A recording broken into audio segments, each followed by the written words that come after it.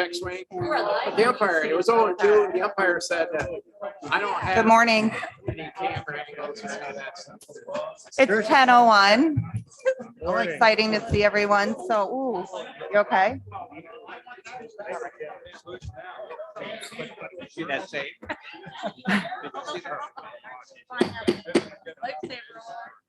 Good morning. She banged the gavel at us. At this point in time, I'd like to ask Supervisor Beatty to please stand and lead us in the Pledge of Allegiance. I pledge allegiance to the flag Of the United States of America and to the republic for which it stands, one nation, under God, indivisible, with liberty and justice for all.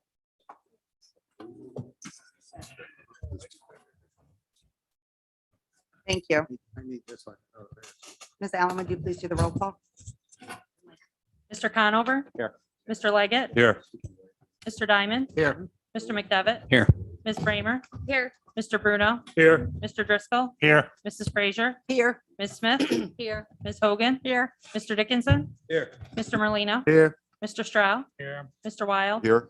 Mr. McGowan? Here. Mr. Beatty? Here. Mr. Thomas? Here. Ms. Shepler? Here. Mr. Garrity? Here. Chairwoman Seaver?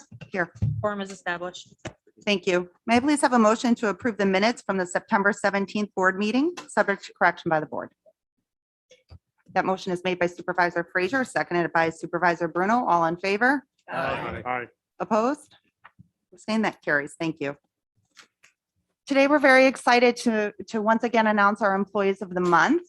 For this presentation today, I would ask Supervisor McGowan and Supervisor Bramer to please join in with us as we present two very deserving employees. And before we talk about this a little bit, and I'm going to ask Robin and Kevin to both come up to talk a little bit about the efforts that took place over the Hot Air Balloon Festival. We had such a beautiful balloon festival and many supervisors volunteered.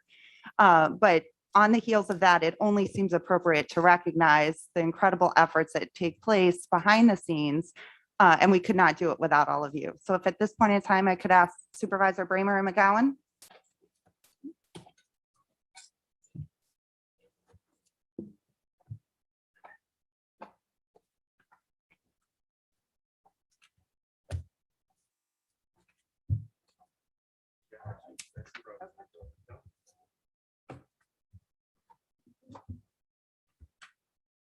Good morning, everyone. It's an incredible honor that I get to sing the praises of two incredible employees. I've been to my fair share of airports around not just the United States, but around the world. And I can honestly say that these two gentlemen here rank among the best of airport employees. I'm gonna start with Mr. Scott Esser. Scott Esser is an exemplary individual who has earned the respect of coworkers and the aviation community through his consistently diligent and distinguished efforts. Most notably, Scott has gone above and beyond in preparing the airfield for the 2021 Balloon Festival, as some of y'all may be aware of. On some days, Scott single-handedly set up light towers, assisted emergency services on site setup, prepared the cooking area while maintaining 600 acres of field, 12 vehicles, 12 hangars, a terminal building, a firehouse, and a building maintenance workshop. He demonstrates incredible professionalism, initiative, and commitment to ensuring the operations at the Floyd Bennett Memorial Airport meet his own incredible standards of excellence. So it's with great admiration that I recommend Mr. Scott Esser as Warren County's Employee of the Month. Yeah.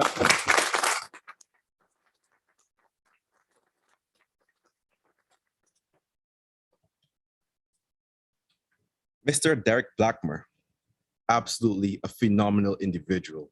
He frequently exceeds expectations. He's incredibly diligent, dependable, and displays initiative I have rarely encountered in my line of work. Derek has researched and identified the safest airport rescue and firefighter gear, and he was instrumental in selecting the best gear possible. He has liaised with contractors and the SRE building project, offering his own personal opinion and advice on how the project should proceed, as well as knowledge of the airport in terms of the history and background of where things were, even when most individuals were not sure. His work ethic is recognized throughout the aviation community, often receiving praise from visiting pilots just for his efforts. Derek is often entrusted to serve as airport representative and is consistently recognized as an incredible and knowledgeable professional. Warren County is fortunate to benefit from both these individuals. So therefore, it's a great pride that I recommend that Mr. Derek Blackmer as Warren County's Employee of the Month.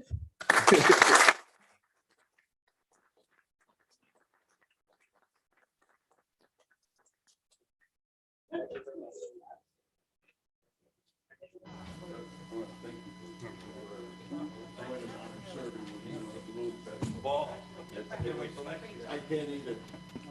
Derek, I want to thank you for all, on behalf of Warren County, both for all your hard work, service, and also.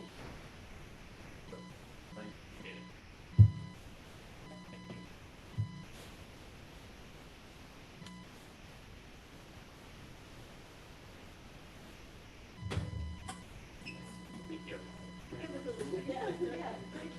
Congratulations.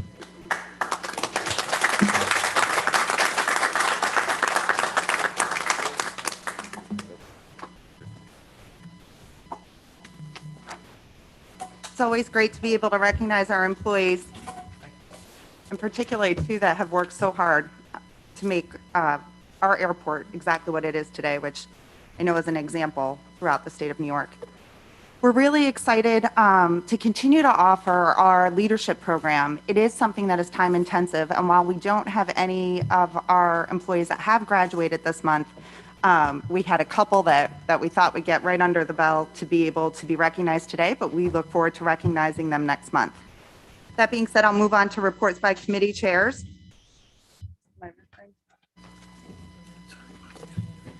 I don't have anything in the safety program. But just a moment, please. Do we have certificates? Amy, I'm sorry, I almost forgot how exciting it is to recognize our county safety program graduates. I know personally that this is a very long program and one that I've been privileged to be able to take and graduate from. And today, I know Amy is excited to hand out a few hard hats and recognize these efforts as well. So Amy, I'm going to turn everything right over to you for this. Thank you, and thank you for the time on the agenda. As many of you know, we are several years into our safety certificate program, and the pandemic didn't stop that. So we have 3 graduates with us today. I bet you can't guess who they are in the audience. Again, we have the Warren County DPW theme. I want to thank these gentlemen for their time. They spent about 30 hours in training, safety training, and for Mr. Hajos for supporting that. So I'd like to ask Richard Toll if he would come up. Rich has completed our program, so we have a nice certificate and a nicely lettered hard hat from our sign shop. Congratulations. Rich.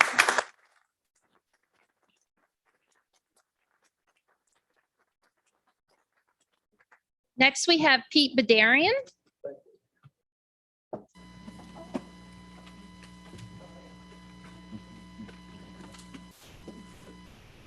Congratulations, Pete.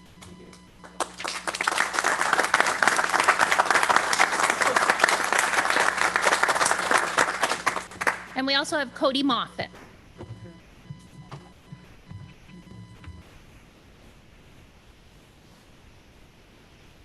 Congratulations. Thank you.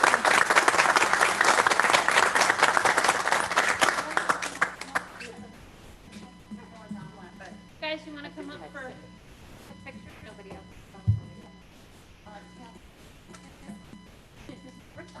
I texted him.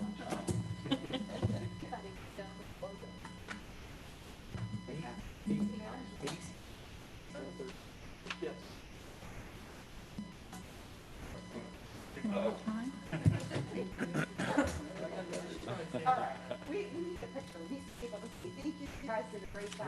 Congratulations. All right. You got it? Thanks, Don. Well, thanks for coming in, Don. Great to be here.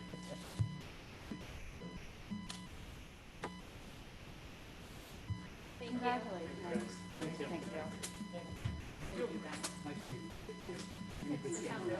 I appreciate it.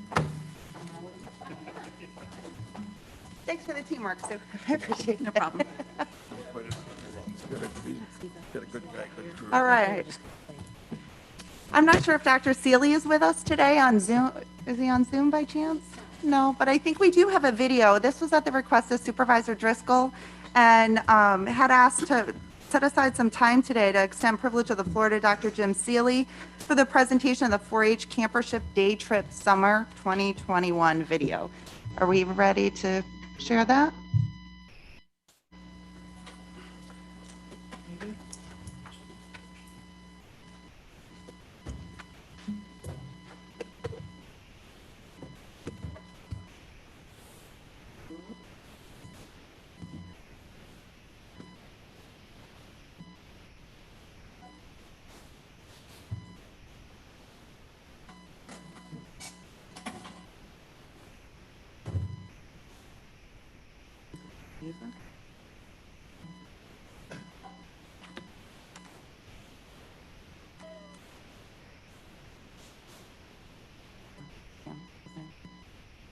Supervisor Driscoll, are we supposed to have music, you think?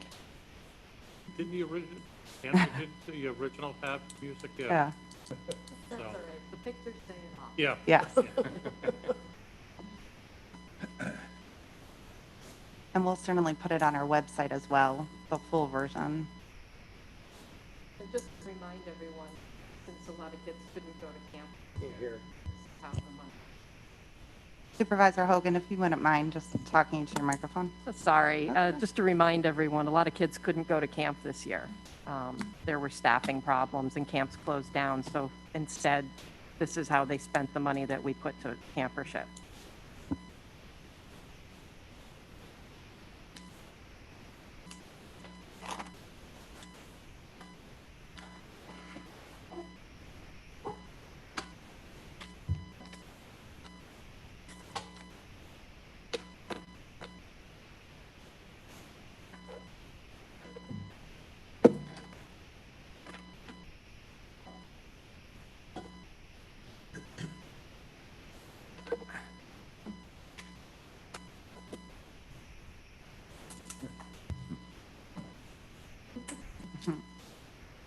We've done that in Intercounty from that web.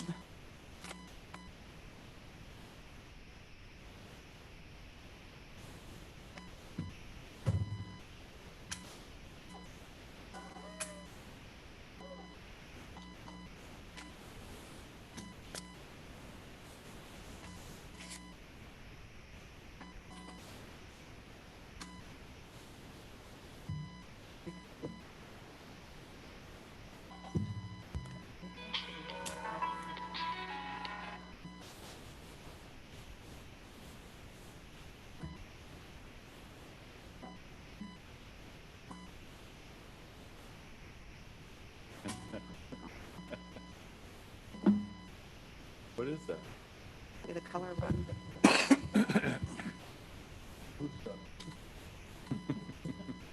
A fun time. That's what that is. Obviously, yeah.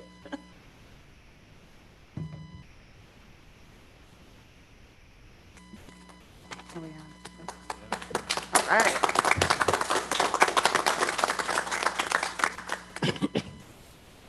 We will link that with the music to our website, and but I think that gives us a good idea of how impactful the summer has been. And thank you to Cornell for that as well. Thank you, Chairwoman. I just wanted to add that pretty much every town in the city are represented in those pictures and in the work that Cooperative Extension does throughout the year. So it was always, I always thought that it was basically an up-county organization. They rock it in Glens Falls and Queensbury also, so, and throughout the county. So thank you. Great. Thank you, Supervisor Driscoll, for making sure that was a priority here today. Supervisor McGowan. Thank you, Chairman. Supervisor Leggett, I will look into, see if we can't get some of that powder for you, so you can have it for your grandchildren too. And we'll invite the whole board up.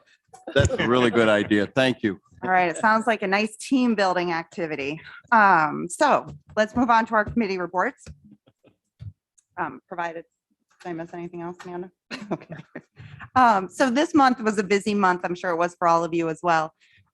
We continued with our theme all year long, which has been a year of gratitude. We have made sure that as on behalf of the board, we have sent thousands of letters all year long, but just particularly in this last month, we literally sent hundreds. I appreciate Supervisor Frazier this morning signing well over 100 thank you letters to all of our Meals on Wheels volunteers. And that took a little bit of work just to make sure we were in compliance with our volunteer database, but it's nice to be able to appropriately and unfortunately a little bit of a belated thank you.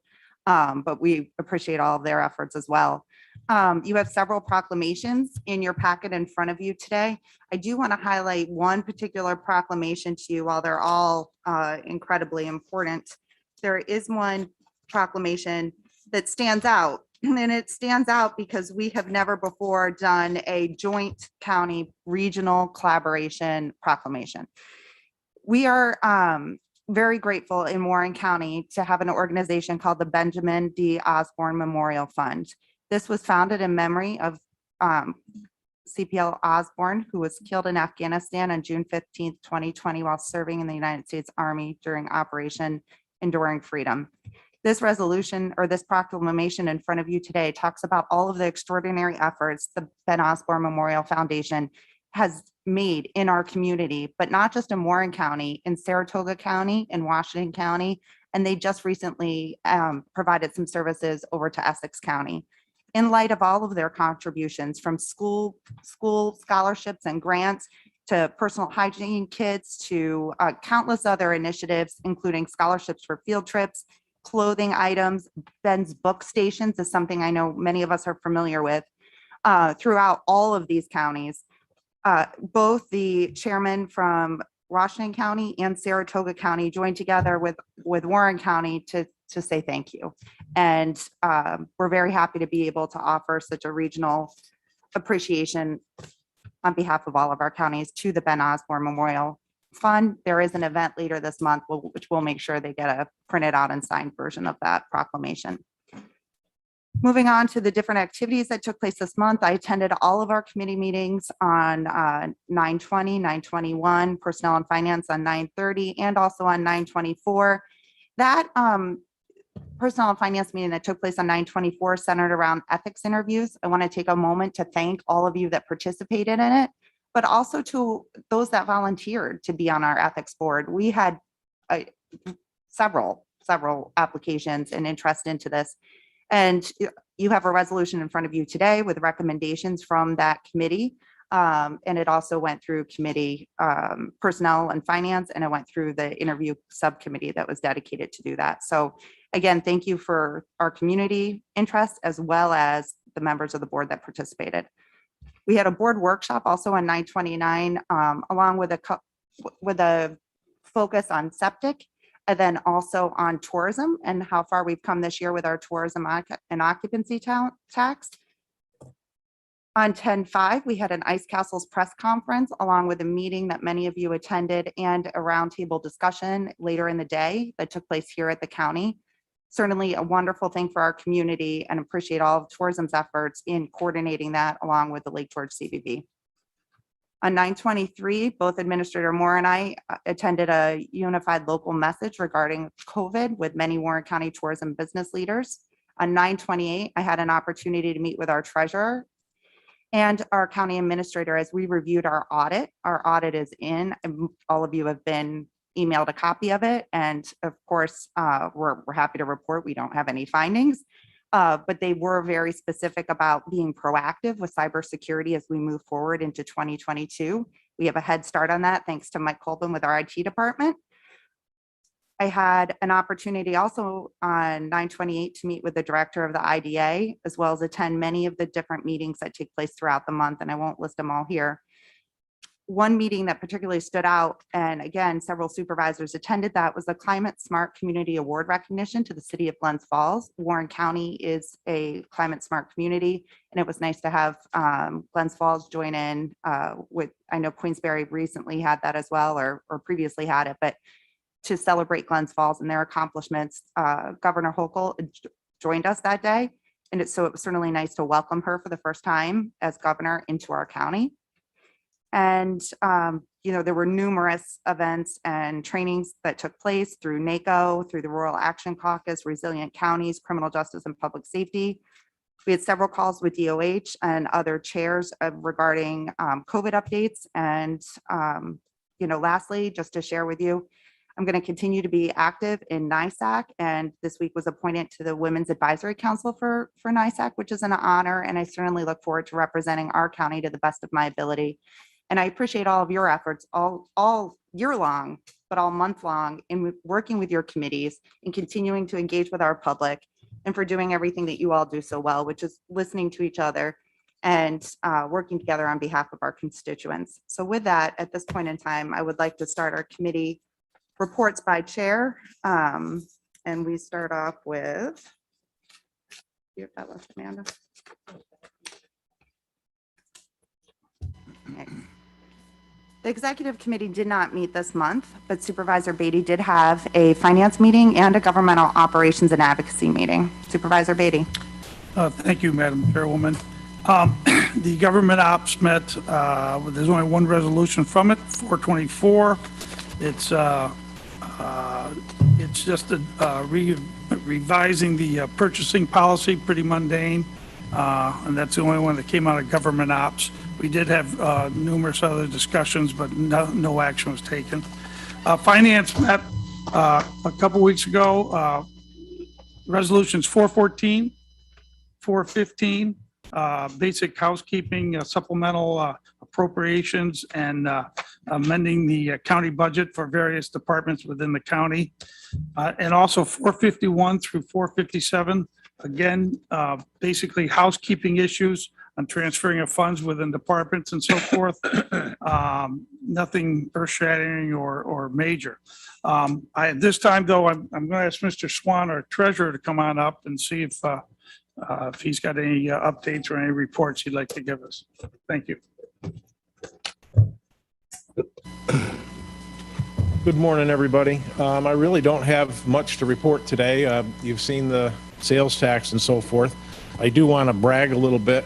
For the 10th year in a row since I've been treasurer, we have had an audit where there was no findings, which I take as to my staff and their diligence to make sure that everything is done properly. That's quite a record, and I'm very proud of my staff for doing that. Questions on anything that relating to finance? Yes, sir. Mr. Swan, we're way ahead, obviously, in sales tax collection. I mean, off the charts ahead of not only last year naturally, but the year before, which was a record year in itself, 2019. I still see, though, the updates and so forth that we should be cautious because the state has a tendency to. They do what they call an adjustment every once in a while. And in the past, there's been times when they've said, oh, well, we didn't quite, because a lot of what they do is project what they're actually going to collect based on samples. And then they say, well, we didn't actually collect that much. So this next month, we're not going to give you as much because we overdid it the last month. So and I've talked to Supervisor Conover about this several times. You've got to be extremely cautious with this until we get to the end of the year. December, January, we'll know exactly where we're at. And that's the time to start figuring out, what we want to do if we do have a big windfall here with that money. But like I said, it's like, I don't count it until I got it in my hand type thing. I just get very nervous when they tell me that they're giving us so much money. Thank you. Supervisor McGowan, do you have a question for our treasurer? Yes, thank you, Chairwoman, and Mike. So I know we've tried in the past, and this has been brought up, but there's still no accountability, any factual paperwork that comes with how much money we get from the state, of where we've collected it, even broken down to, if not, the stores, but, maybe by the towns or whatever. So NISAC has some information on that, and Administrator Moore has shared that with me a few times. There is some information out there. I can redistribute something that I did about 3 years ago that it kind of broke down the categories a little bit because I did get some information from the state and, kind of what percentages we get from retail, from gasoline, from car sales and those type of things. I'll redistribute that this afternoon. Thank you. Thank you. Any other questions for our treasurer? Thank you, Treasurer Thank you. Swan. Supervisor Beatty. That concludes both reports, Madam Chairwoman. Thank you. Supervisor Bramer, you had several personnel and admin and higher education meetings along with septic inspection this month. Thank you, Chairwoman. Yes, we had several different meetings. I'm going to go over those. You'll see in your packet, the resolutions coming out of committee are represented in 444 through 450. So we did meet Personnel Administration and Higher Education on September 24th. That was for the purpose of conducting the Ethics Board interviews. And you'll see the resolution is 450 for that one. Then on September 30th, we had another meeting, which was our regular meeting, and we have the other resolutions from that particular meeting. The other noteworthy thing is that we did talk about, well, I'll skip that one. We had a second meeting a week later on October 7th, where we came out with our recommendation regarding the appointment of a county attorney in Mr. Larry Ellman. There are not resolutions for that today. We are working, well, I should say Administrator Moore and Ms. Figueroa from HR and Trish Nenninger are from Civil Service are working on preparing those resolutions, and they will come to the Personnel Committee at our next meeting, which is, I believe, scheduled for November 2nd in the morning. So we'll have all of that. But the committee felt good about our recommendation to the full board, and we wanted to make that available to the public, that recommendation. We also had a discussion that day about the situation with our autopsies, and we have a resolution for you for your consideration to basically allow the sheriff's office to enter into contracts as needed. And I think Administrator Moore will have an update during his report on that piece. We've made some progress there. And the other thing I wanted to mention, call out from our October 7th meeting, is that we did have the two resolutions about holding a public hearing on the number of supervisors. So either going from staying at 20 supervisors on the board or adding an additional supervisor from Queensbury. And the committee is moving forward to a public hearing, both of those resolutions. And then at the November public hearing is when we'll really have to dig in and make a decision about which way to go on that. But my understanding is we are allowed to push both through for a public hearing and hear from the public on both of those options. On the special septic committee meeting, we had two meetings. One was September 22nd. We had really good discussion that day. I think that the meeting we had up at Brant Lake was prior to our last board meeting, so I've already reported on that one. But again, that was a great meeting as well. And then afterwards, we had a meeting of the septic committee on September 28th, which was right before our board workshop. So at the September 28th meeting, we ironed out the last details and we put forward our recommended resolution to the full board, which is before you today in resolution 430. And I'll remind everyone, if you weren't able to make it to the board workshop the next day, which was September 29th, there was a presentation made about the history, the background, where we came from, and how we came to the process of the proposal that's now in front of you. So if anyone is needing some light materials for bedtime, you can watch that presentation. I will mention that I did see one phrase that was missing from the proposed law that the committee did pass, and I would like to make a motion at the appropriate time to amend the law when we get to that point. Okay. It was passed by the committee, it just didn't make it into it, and I didn't catch it soon enough. When we get That to concludes my resolution. report. Thank you. Thank you. Supervisor Conover with Public Works. Thank you, Madam Chairwoman. Public Works Committee met on September 21st, represented in your packet by resolutions 436 through 439. I think they're fairly self-explanatory. I would mention, however, that just on 439, how significant this really is, the upgrade of our fuel system. And if you'll note also on 436, the arrangement for utilization of our fuel system by Thurman Volunteer Fire Department. These fuel systems, when we have emergencies, and we've had situations where we've had loss of power literally for days at a time.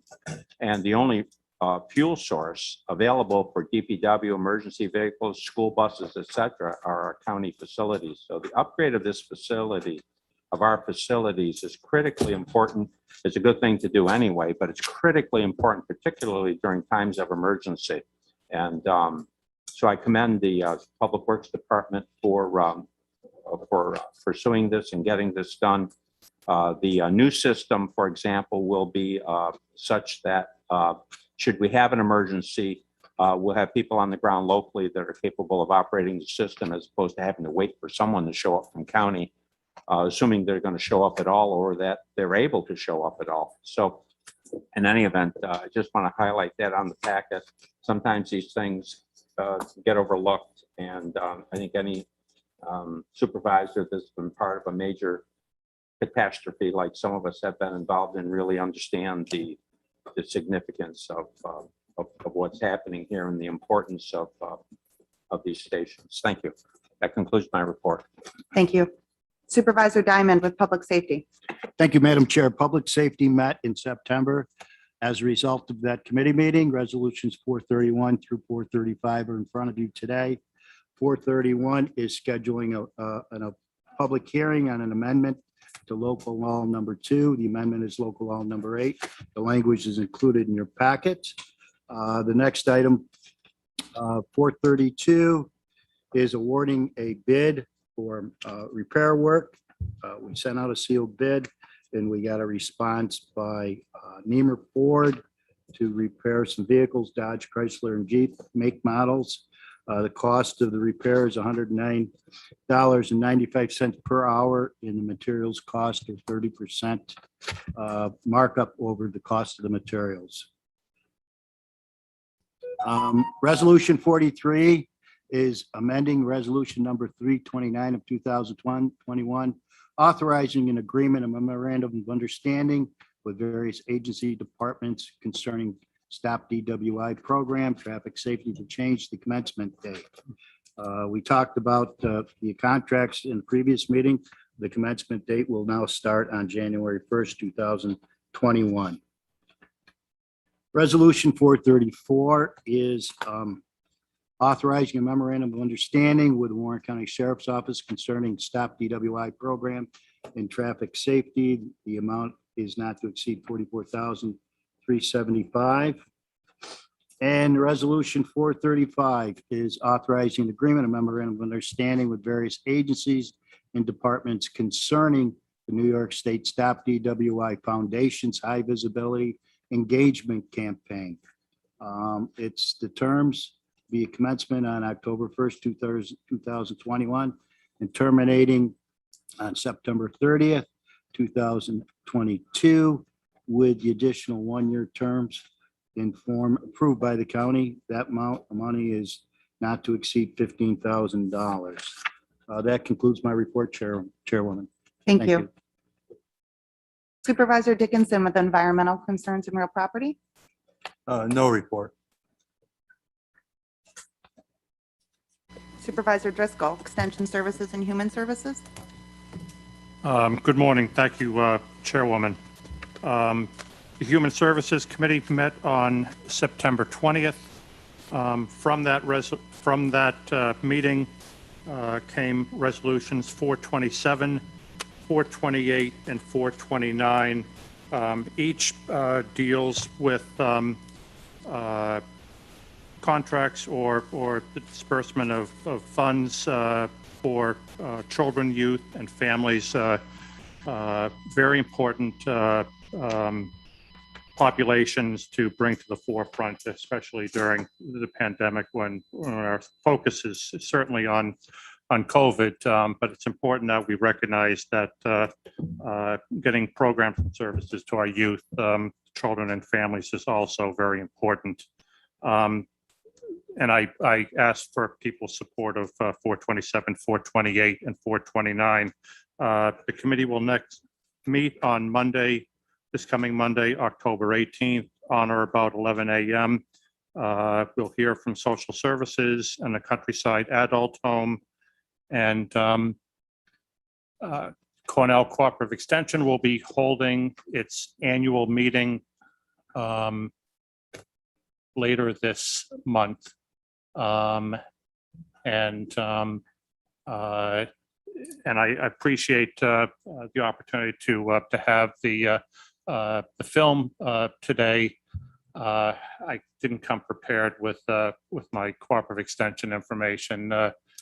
Supervisor Hogan, could you help me out with that? I think Supervisor Bruno's got your back. Okay, on great. this. Okay. Yeah, well, our annual dinner meeting, et cetera, is, excuse me, October 27th at the Holiday Inn in Lake George. Additionally, the training center, a major component of that is the commercial kitchen. And just this week, we received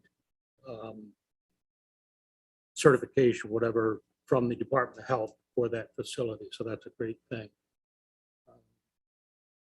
Other than that, I don't think I have anything else. Good, thank you. Thanks. That concludes my Very good. report. Thank you. Okay, thank you, Supervisor. Supervisor Frazier with Health Services. Thank you. Health Services met on September the 20th. We heard from Mr. York at Community Services, Dee Park from Office of the Aging, and Janelle Jones, Director of Public Health.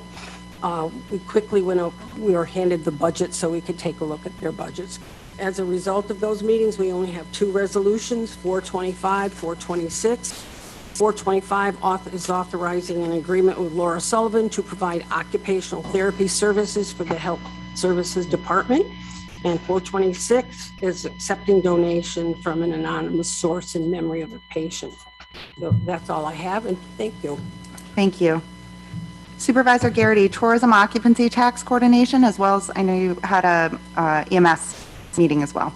Yeah, thank you, Madam Chair Lady. There are four resolutions, 440, 441, 442, and 443 in your packet that deal with different tourism and oxy tax items. I asked for support of those, especially on 443, entering into a agreement with Hunson Strategic Partners for find out information on different areas where we think we can go look for improved advertising or improved information from different areas of the country to attract more visitors to Warren County. I also like to state that September was a very good month for the county as far as the number of visitors in to the various events, the Balloon Fest, Mercade. I happened to get caught in the traffic in Oktoberfest in Lake George this past weekend, and that was busy. And then, of course, the garage sale in Warrensburg had an excellent crowd too for their event. So these are important. And then with the news of ice castles coming into Charles R. Wood Park this winter, that's going to be a big help to our economy. Right now, we're within $100,000 of meeting 2019 oxy tax collections right now, and it's only the end of September. So we should surpass the 2019 collections by a considerable amount. We are well beyond 2020, and we know what happened in 2020. So I ask support for these resolutions. Also on the EMS front, we did have a meeting to talk about EMS. EMS is, I believe, has reached a crisis proportions in our county. We really need to address it and put down the barriers that stop us from making the right decisions. Most of the agencies need help. We need to get a secure workforce, and I believe for us to step in and make these employees, or make the ALS people and EMTs county employees, is the right way to go. And that is sustainable if we do it through Warren County. But I think if we pit each agency against themselves, it's not going to work. So I'll ask that we will have another meeting in the near future. But I ask the supervisors to keep an open mind, and if you have a different way of solving the problem, please come forward with that. But EMS needs help. And I think we can help it. Thank you. Thank you. Supervisor Hogan, Economic Growth and Development. Thank you, Madam Chairwoman, and congratulations on your placement at the Women's Advisory Committee. Thank you. You'll do good work there, I'm sure. Economic Growth and Development met on September 20th. We have 3 resolutions in front of you, 419, 420, and 457. 419 and 457 are housekeeping, but 420 is the one we should get excited about. It's the establishment of the American Rescue Plan Act Committee. These individuals are willing to put in a lot of time and do a lot of research to help guide the county's decision-making when it comes to these funds. It's $12.5 million. I hope you'll support this resolution moving forward so this committee can get to work. Thank you. Thank you. Supervisor Leggett, Criminal Justice. Thank you, Madam Chairwoman. The criminal justice met on September 20th, and they say there's a first for everything, and we have no resolutions in front of you today. We did pass some things on to personnel, and you will see them there. Thank you. Thank you. Supervisor McGowan with County Facilities. Thank you, Chairwoman. Facilities met September 21st. What we have is really awarding a bid for agreement with Baselite King Corp. To rehabilitate the taxi runway lights, and the agreement of authorizing with JP Civil Consultants Inc. to provide consulting services for the construction and inspection and the observation of the rehabilitation of the taxi runway lights. And then we have that was 416, 417, 418 is the memorandum of understanding between the Warren County and the town of Queensbury to reimburse for the payroll expenses that we incurred during the 2021 Adirondack Hot Air Balloon Festival, which went very well. So I'd like to really reach out to Dave Dool for allowing Craig, Peter, Rick, and Alan to be able to, well, they volunteered, and we were more than happy to accept their services because it was a success. I myself volunteered for 36 hours out there and really enjoyed it, and hanging out with our DPW crews and just being part of the crew. It's just an honor for me to have. And we had a good crowd. We were down, I would say, about a third, but we did bring in some good donations that helped offset the cost. But overall, it was, I think, a very different balloon festival. Combined with the Americade, which was just an honor to have both of them there. Everything went smooth, and I just want to put a thank out for everybody and the supervisors that did come and help out. It was a great show. And that's all of my reports. So thank you. Thank you. Supervisor Merlino, Park Operations and Management. Thank you, Ms. Chairwoman. Operations and Management had a meeting on the 21st. It was a short one, a couple of things that we talked about. Mayor gave a report on what the activities were for this year, which was probably the best year we've had, and also stated that he's already booking for 2022, and it seems to be pretty good. So we'll be working on that a lot, and by next month, I think we might have a total of what income came to the festival space this year when it's all tallied. Also, speaking about ice castles, everybody's talking about ice castles. It's going to be a great event. I've been on tourism for 16 years, and our always motto was think snow. Unfortunately, we're going to have a new one, think cold weather, because they need cold weather to keep this castle going. So we'll be doing some things like that. Also, Mr. Hajo's reported on the work with the Tiki Resort. I think he's finally got that solved, and we'll get that all taken care of before I hope the snow flies. Thank you, ma'am. That's it. Thank you. And Budget Officer Thomas. Thank you, Madam Chairwoman. We've met several times in the past month. We've gotten through the non-bargaining unit pay raises and merit increases, the personnel requests, several other issues. Yesterday, we met and made some final adjustments, and waiting for the input of these personnel items and a couple other adjustments and see where we land. And the budget's due on the 22nd, and I think we're in pretty good shape, and I think we'll get there. And I'd like to thank Mr. Beatty, Ms. Bramer, and the chairwoman for helping out with the personnel pay raise and requests and evaluations. It's probably not 100% the best process, but it's the best one I've experienced since I've been doing this. So, thank you. Thank you. And I neglected to recognize the efforts of our budget officer particularly during this time of year, but we've had nonstop meetings and he has continued to go above and beyond and working not only the numbers, but taking a lot of time to really focus on the quality here at the county and the bottom line.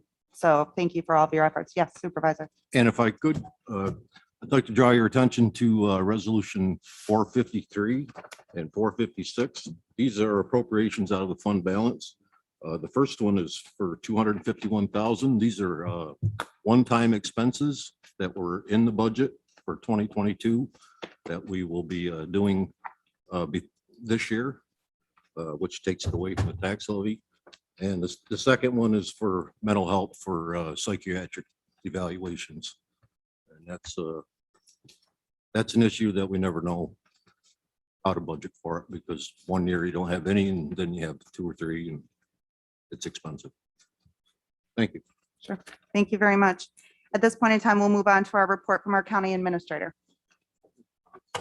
Thank you, Madam Chair. I'd like to start, as we always do, with acknowledging significant employee milestones. And today, with 30 years with Warren County, is Amy McBurn, who runs Countryside Adult Home. So thank you to Amy for everything that she's done for us over those 30 years, particularly the last year and a half with all the challenges that COVID has posed.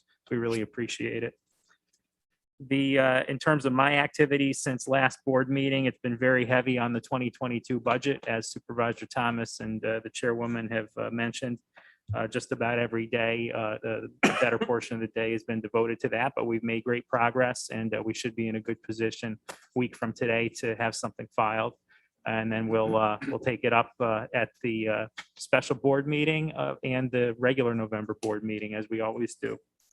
On Thursday, September 23rd, as the chairwoman already mentioned, I attended a discussion with business leaders regarding COVID messaging and COVID strategy going forward. I see a lot of masks.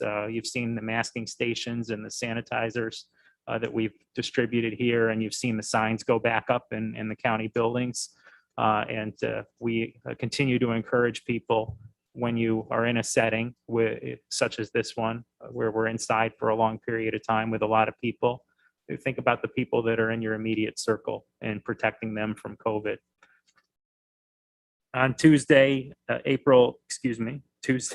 Tuesday, September 28th, I attended the meeting that Treasurer Swan mentioned earlier, discussing the 2020 audited financials, and like the treasurer, was very pleased but not surprised that we got through another year without any findings. His office does a great job keeping the books and keeping up to speed on all the latest advisable practices that we receive from our outside auditors and GASB and everybody else.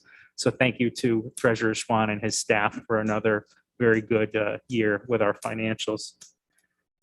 On Tuesday, October 5th, I attended a press conference announcing ice castles, which will be here in January and February. It's a major score for our tourism department and for our entire county, for our businesses in Lake George, the entire region, really. It will help us get to our goal of having tourism economy vibrant 365 days a year. So we're very pleased to have that event coming, and we hope that it's the first of many successful years. On Tuesday, October 12th, I held a conference call with the Dutchess County Department of Health with several of the professionals down there who are involved in the medical examiner duties. And that's in reference to the resolution that's on in your packet today, authorizing me and the chair to execute any agreements that we need to get through this difficult period with autopsies. As you know, the forensic pathologist that the county would typically use for our autopsies has an issue with Glens Falls Hospital and with several of the other hospitals in the region. So as long as that issue continues, we're going to have to come up with other options. Just a quick update as to what those other options look to be right now. We have Coroner Tim Murphy has been taking the lead to work with St. Mary's Hospital in Amsterdam to handle our regular autopsies. And by regular autopsies, I mean the ones that don't require a level of forensic pathology expertise. When you have a case that's going to likely go to criminal trial, or when you have a case that involves, God forbid, it involves infants or very young children, those may not necessarily always go to criminal trial. But for those types of cases, you want a forensic pathologist involved who would be able to testify on the stand and have the medical expertise to do so. So there's that minority of our autopsies where we need a forensic pathologist, but for those where we don't need that level, for regular unattended deaths, for instance, that's what we're working with St. Mary's and Dr. Schwartz to handle those on a case-by-case basis. And the second piece of that would be we would be paying, and the rate that we've discussed is $350 to any funeral homes that would be able to provide the transportation. Essentially, they take the body over to St. Mary's for an appointment to do the autopsy. They'd wait with it, and then they'd bring the body back. So there's that piece to it as well. The coroners have sent out a letter gauging funeral homes' interest in participating in this, and we're putting all of that together. Now, on the forensic side, which, rough justice, about a dozen cases a year. In a heavy year, we might have 20 cases, but that's a heavy year. We have several options that we're working on. I already mentioned Dutchess County. I reached out to the Dutchess County executive last Friday, and he got us in touch immediately with their medical examiner team. They will be able to accommodate us if we need them. It's not ideal to have to drive all the way down to Poughkeepsie to do this. And we're working on rates, and the rates, they include, payment for expert testimony. I think the rate that they offered out for autopsies is $3,500. Again, these are specialized autopsies. So we're working through all the details on that so that we can at least have them as a backup option if we need them. So that's one, Dutchess County. And I want to thank County Executive Molinaro for helping us get started on that so quickly. We have a potential option that District Attorney Carasone is researching in Binghamton.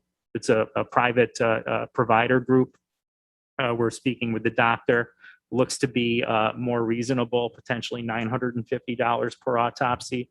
Plus, and we also have all the toxicology fees, morgue use fees if you need those, transportation fees for all of this stuff. There's many pieces to this puzzle, and we're working those out. But that looks to be an option as well. Again, it's not ideal to take people all the way down to Binghamton, but we have these options in reserve if we need them.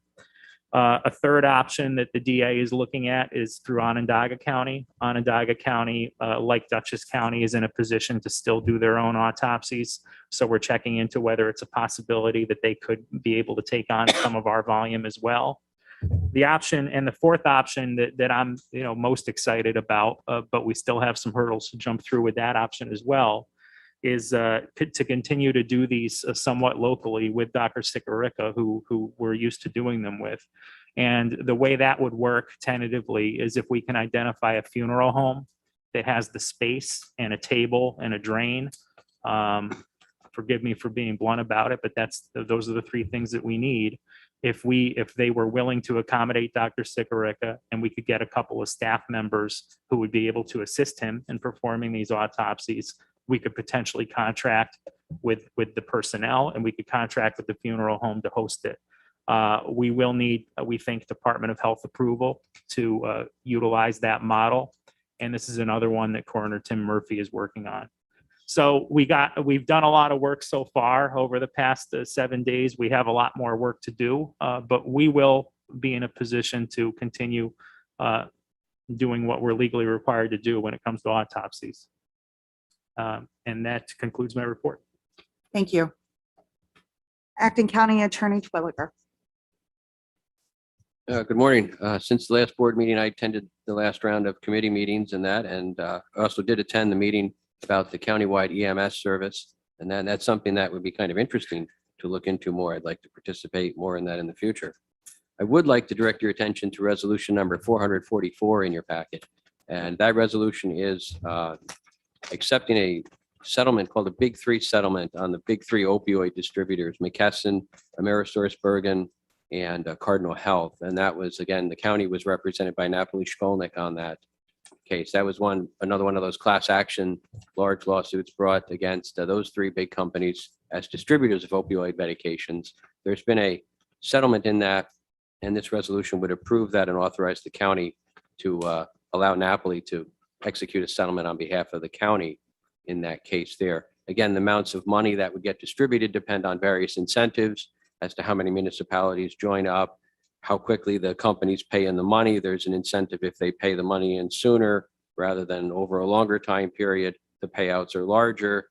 If more municipalities sign up, then the payouts would be larger because there'd be fewer lawsuits for those companies to face from others who don't join in the settlement.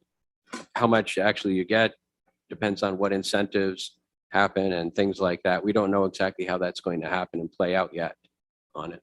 So that was the one I had that I would direct your attention to on that. And I know that had been discussed previously in a personnel meeting as in litigation and things like that for you. And that concludes my report. Thank you. Thank you very much. At this point in time, could I please ask our clerk to move forward with the reading of communications? Sure. We have the Warren County Probation Department's reports of criminal and family workloads for the month of August 2021. Capital District Regional Off-Track Betting Corp. Financial reports dated June 30, 2021 and July 31, 2021. Letter from the New York State Office of Parks, Recreation, and Historic Preservation announcing that the Mountainside Free Library is being considered for the New York State Register of Historic Places and nominated to the National Register of Historic Places. Washington County Board of Supervisors Resolution number 195 of 2021 entitled Supporting Adirondack Community College Capital Improvement Plan for 2022-2023 and the total amount of $1,701,500. We have a packet of resolutions adopted at the 2021 NISAC Fall Seminar and a letter from Fitzgerald Morris Baker Firth announcing a public hearing for a Boats by George Inc. project.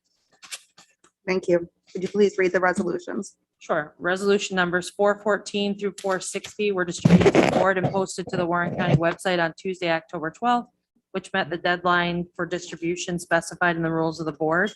Resolution number 425 was revised after distribution and redistributed to the board yesterday. A motion is needed to approve the revisions to that resolution as provided. Thank you. Sherwin. Supervisor Driscoll. No, I was gonna, Give me a sec, please, to look up. Supervisor Driscoll. I was just gonna make that motion. I don't know. Okay, that would be great. Supervisor Driscoll, can I have a second? Is that you, Supervisor McGowan? I'll take the second thing. Thank you very much. All those in favor? Aye. Opposed? That carries. Thank you. Anything else? That's it. Okay. At this point in time, we're going to move into discussion and public comment on our proposed resolutions. Before we get into this, I really would like to, I was reminded this morning from Supervisor Hogan that she has a meeting that's directly following this as it relates to our seniors and trying to get to that 5-day a week, back to delivery 5 days a week. And in that conversation, she had also brought up to me Resolution 312 of 2015. That's one that probably many of us don't remember very well. I took an opportunity to review it. I also have copies over on the table. This resolution is specific to adopting the Warren County Board of Supervisors rules and procedures for public participation at Board of Supervisors meetings and our committee meetings. It's very specific. It does give some latitude to the chair of the board, which while I appreciate that, I also understand that our meetings are long. And they're long because we're doing a lot of really good work. But during this time, I know we have members of the public here that I assume will speak not only during the resolution portion, but also at the end during privilege of the floor. Please pay particular attention. Feel free to grab a copy if you're not familiar with it. But comments by speakers will be limited to 3 minutes. I'm going to try to be as flexible as I possibly can with that. But please also remember that any public comment must be relevant and material to the subject matter of the meeting or the public hearing and shall not be repetitive or redundant of comment previously provided. This resolution goes on to talk about decorum and etiquette. It also talks about, well, it spells out what we expect during our public participation, but also our rules of the board spell out our discussion on resolutions. So I will do my very best to have a round of discussion. Please do not exceed the 10-minute limit that Robert's Rules allows members of the board. And then we'll make a determination if we go to a second round of discussion. But I just want to put that out there as we really start to talk about these resolutions and have this dialogue. You've all worked very hard in committee, and I'm sure there'll be a lot of discussion. That being said, I'd like to call on our public and invite them to come to the podium if anyone has any public comment as it relates to the proposed resolutions in front of us today. Okay. So it doesn't look like we have any public participation as it relates to the resolutions in the board meeting index. At this point in time, we'll go one by one on discussion for proposed resolutions. Does anyone have any discussion regarding resolutions here today? Supervisor Leggett, what resolution? Thank you, Chairwoman. Resolution number 444, just to be clear that on this opioid litigation settlement, the funds that come back to the county are going to be used for specific purposes. Can we be reminded what those are? Yes, County Attorney Twilliger? Yes, there is the limitation on how the money can be used. It's not money that can be used for any kind of government expense. It has to be used for specifically things in opioid treatment, prevention, education, can be used in the areas of law enforcement, health, social services, social programs, things like that. So it is limited. You have a wide breadth of range within those kind of broad categories on it. And Napoli does have a guideline that was put out as part of the settlement in the Purdue opioid case. There is a document with that. I presume with this one, they will probably produce also a similar document as also part of the settlement and court documents, that there'll be some kind of a guideline list of what kinds of uses you can use the money for or not. But generally, it would be opioid treatment, prevention, educational services like that. Law enforcement is included in it, as well as health and other kinds of social services regarding drug prevention, treatment, specifically opioid related. Is that great? Is there any other discussion as it relates to 444? Okay, so not hearing any on 444. We'll close discussion on that one. Supervisor Bramer. Thank you.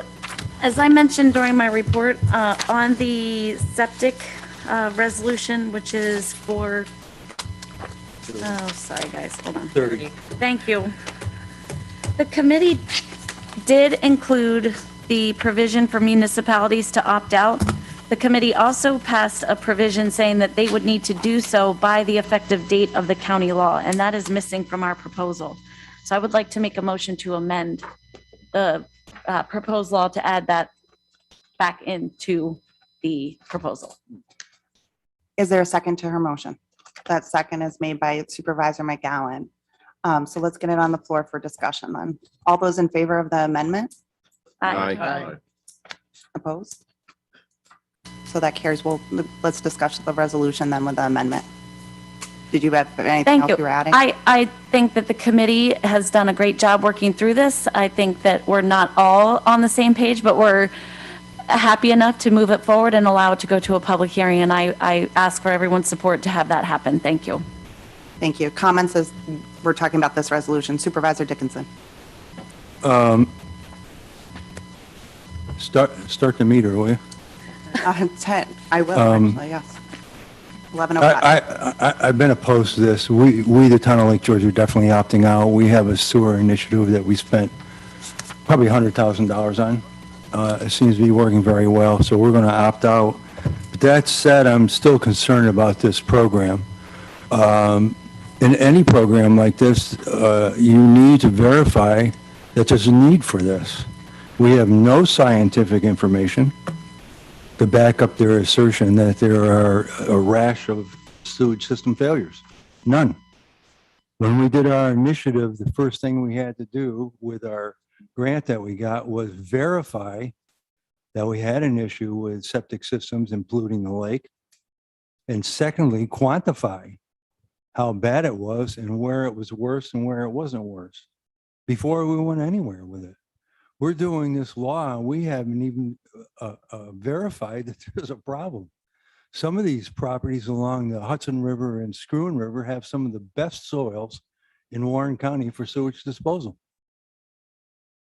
And I think that this law is a much too wide a net to be really constructive. But secondly,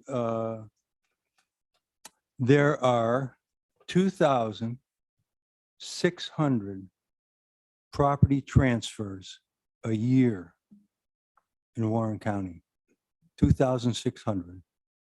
I'm going to estimate that approximately half of them, or 1,500, are going to be in this area of concern. 1,500. So if you hire somebody, and I don't see anything in here that says we're going to hire somebody, but if you hire somebody, you're talking about a person that's going to work in a year about 50 weeks. 50 into 1,500 is 30. He's going to look at 30 projects a week. If they work 5 days, that's 6 a day projects that somebody has to review. And I'm assuming it's somebody in Warren County.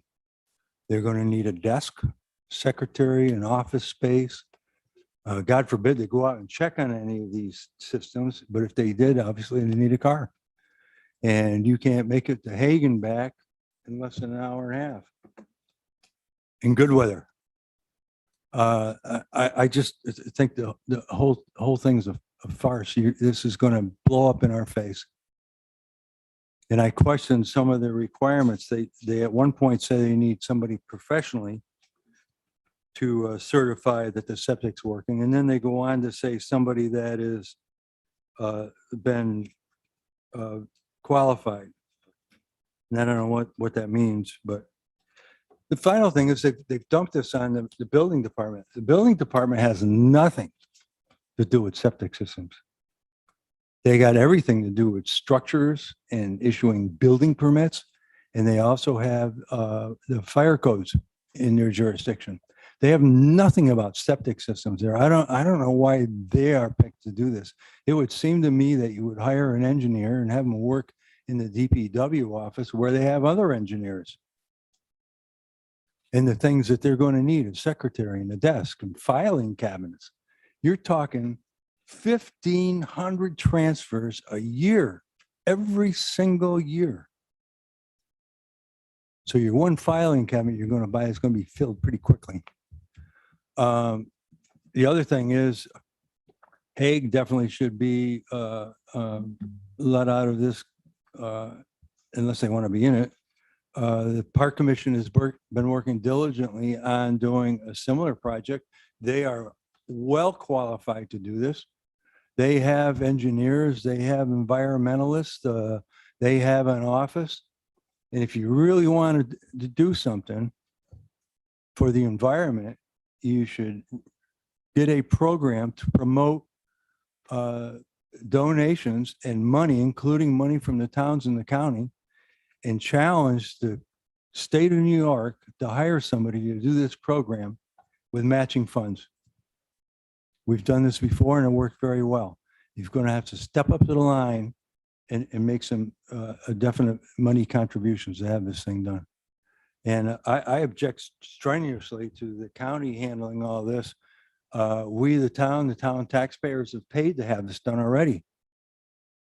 And I feel to pay to have it done for other towns is not right for the taxpayers of the town of Lake George, town of Bolton, town of Queensbury. I don't think it's right. And I think this is a misguided proposal. Thank you. Thank you, Supervisor Dickinson. Supervisor McGowan, Supervisor Smith, Supervisor Conover.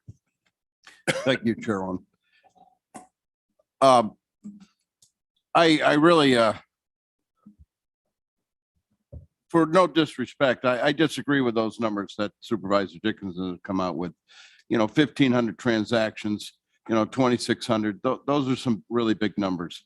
We're talking really some major bodies of water, especially, Lake George, Friends Lake. Yeah, there are issues and we've seen it. And Lake George, town of Lake George is, I appreciate them diligently moving forward. And really, I wish Dennis would have come to some of our meetings to have helped us to draw this up and make this important. But we have Chestertown, we have Horicon, we have Hague. You know, this is a start, a beginning. I do not feel that it is going to be an overburdensome, because we're only talking, as per the property change, a body of water specified in this resolution, not every home and not every transition. So to stretch those numbers, it's not fair. You know, is this a perfect proposal? It's a start. No, but it's a start, and it's going to protect the area that we live in, that we thrive on, that tourism comes to. And yes, we do have a problem in our lakes, all right? But, you know, is it to the point where it's all over the nation? That's where we don't want it. And this is where we want to start, is at the beginning, and work toward this goal of protecting the queens of the water around us that we live for and drive our tourism. So, you know, is it perfect? No. Is it a start? Yes. We do have a committee that is delegated, sitting down and talking to people that, yes, sir, they're going to be hardships. Is there going to be this? Yes. But that's why we have the committee to stand out. And I believe it's time that we start. Supervisor Bramer has worked hard and diligently on putting this together. And I was quite honored to be on her committee and to push this forward. And I stand strong for this, because this is what we need. It is better to act now and then to find out later on that we should have acted sooner. Just like a lot of other things that have been going on in our world, that we should have acted sooner and it was too late. And now we got to backpedal. And that's not fair. So I'm strongly recommending that we push forward this resolution and have a start, and we'll change the things as we go. Thank you. Thank you, Supervisor Smith. Thank you. First of all, I might add that I was on the original committee with Supervisor Dickerson, and then I was appointed to go on the new committee. The first committee, we voted it down totally. I agree with Dennis. I worked on this on our committee. I voiced my opinion about it, and I'm still not comfortable with moving forward with this. First of all, I don't think we're ready for the numbers, which I have here for 2 towns, of the transfers. Those numbers are pretty darn accurate. We have in the town of Horkin probably the most lake waterfront, I should say, in the county. And I made a point that Schroon Lake, East Shore Drive is what we have in Schroon Lake, and the Brant Lake are the only 2 lakes affected. I mentioned that we have Valentine's Pond, we have Beaver Pond, we have Crystal Lake. Now Valentine Pond is deep enough to be considered a lake. It's called a pond. In our zoning department, I can just hear it now. How come Brant Lake and Schroon Lake have to do that, and we and Valentine Pond, who has numerous homes, and Beaver Pond has numerous homes, how come they don't have to do it? My feeling is, when we are ready to do this, it's great. We need to protect our lakes, of course. We're all into the environmental aspect of it. But when we're ready to do it, we need to figure out how we can do the whole thing, how we can have the office ready and the county ready to get out there and take care of it, rather than wait longer than we need to do these transfers with just money in the town's coffer. So I just don't feel like we have done enough work on this. We're not ready. And we will, in the town of Horkin, work our best to get it ready so that we can opt out of this. And everybody on the committee knows that, because that's how I stated it. I was told that, oh, well, we're not including ponds. We're going to get started. Well, started, I think we need to be ready to start in a big way and look at the big picture. I don't think we can pick pieces and start it, because all those lakes affect our environment and ponds. So that's my comment. Thank you. Supervisor Conover, then Supervisor Wild. Thank you. I think that, I mean, we in Bolton, we obviously, we support this type of transfer. We have one that covers the whole town. I do think, though, that the amendment is being proposed. I'd like to get to the functionality. I think that to say no later than at the time this is adopted, I suppose this could be adopted anytime in the next 60 to 90 days. So I think if you're going to allow towns to opt out, you should at least give them, I don't know, 6 months from the date of the adoption, as opposed to saying you have to opt out by the date that this is adopted. And 6 months, okay, so Claudia's good with that. And just so you know, I provided Claudia a lot of information on this, and we have communicated on this. And not to offer this as any kind of objection, but I'd like to talk to you afterwards about the 250 feet and how that gets measured and the difficulty that may represent relative to properties and so on and so forth. Because I could see, having gone through the flood insurance program and all of these other programs where there was mapping and knowing the issues associated when you have mapping and the inaccuracies of mapping, the idea that I don't know that we may need, in terms of the administration of this, we may need some mapping as well. So, but in terms of what's in front of us right now, I think that there should be, we should better identify what the opt-out provision is. Thank you. Thank you. Supervisor Wild, I'm going to give you the floor here in 1 second. I just want to ask you, we're going to end up with a motion to amend the amendment with the 6 months, is what it sounds like, looking at both Supervisor Conover and Bramer.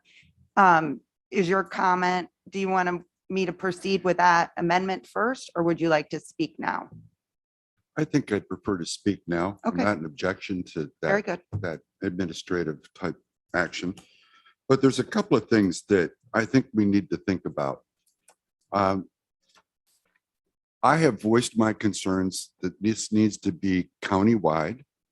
It needs to be all water bodies. It needs to be tributaries. What we're ending up with is a piece of legislation that I consider hollow. It has the provisions for any of our townships to opt out, which is saying, I don't want to participate in this. We also only cover a few lakes.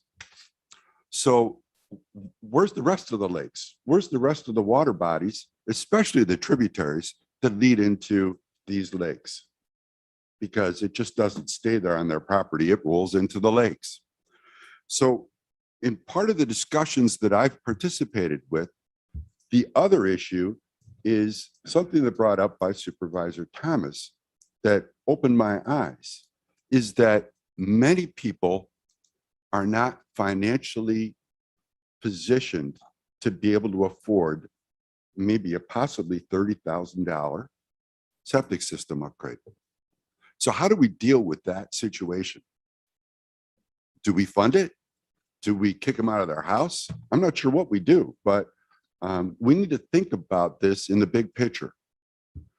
So along those lines, many of you understand that I sold my house a couple of years ago. It's 15 years old. The buyers inspected my septic system. I think there's another route that we can go here, which is to alert any buyers in the real estate community that if a buyer is purchasing a house with a septic system, they should have it inspected, because once they take possession of that, it's their responsibility. And like I said, that responsibility could be significant in terms of the funds that they need to spend. So I'm not in support of this. I agree with Supervisor Smith and Dickinson. I think that there's a much further thought we need to place into this, and we can make it much better. But for me, it should be countywide, and we need to work diligently to make sure that it's acceptable to each and every town, and we deal with the issues that were brought up by each and every town, so we can get some legislation that will stick and that will provide the results that we're looking for. Thank you, Madam Chair. Thank you. Supervisor Merlino. Thank you, Madam Chair. You know, a couple of things that just came up was going to be on my list. I have a town, it says Lake Luzerne. I do have 4 other lakes in there, and that's something that was just brought up. Are they covered? And what Ms. Smith said, I agree with. But the one thing I'm concerned of is the expense. Now, in the last month or so, I saw an email that Ms. Bramer took care of, I hope. Somebody in Lake Luzerne that needed a septic system. All right. Where's the money going to come from? This lady was looking for help. I don't know whatever happened. But I know I got a note saying Lake Luzerne is not in the Lake George Basin. So we have to go other places to get money. That same thing that happened to us when we were getting those fancy plows about 3 years ago. We couldn't get one cheap because we weren't in the Lake George Basin.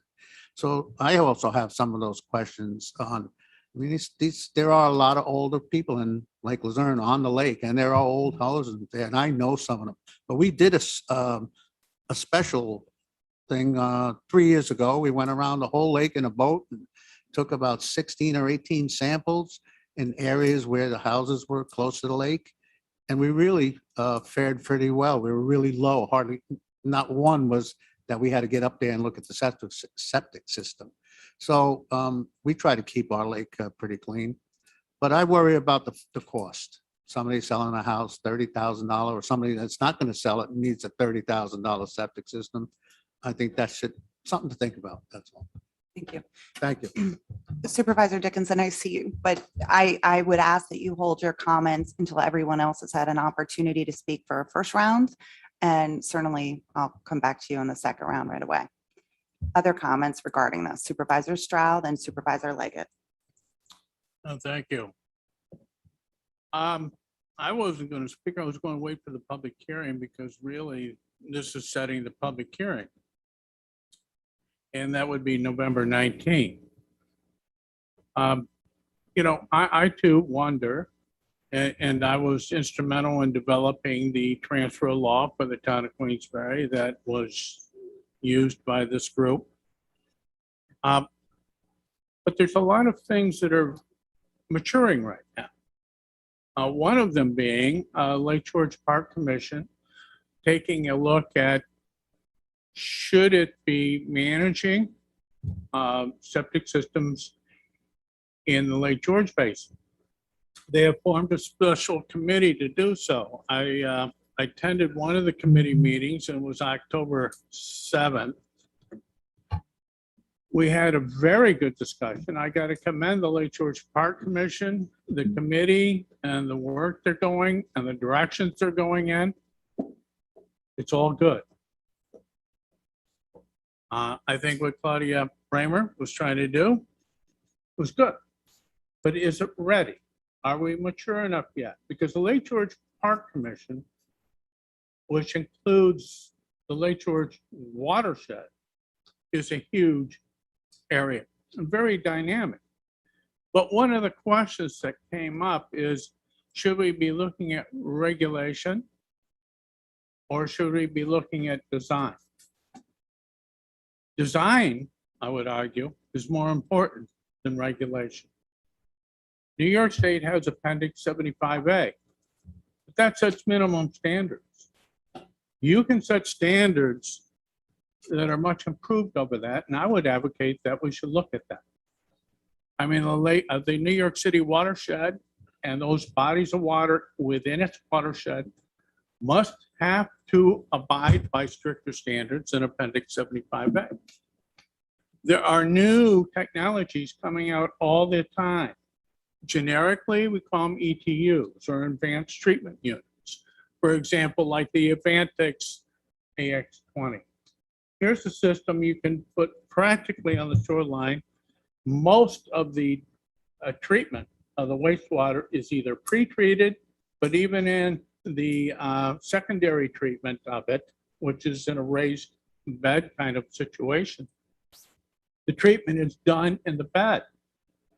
And then the water that is fully treated is what's allowed to go into the groundwater. But there are many others. I can think of about 6 of these enhanced treatment.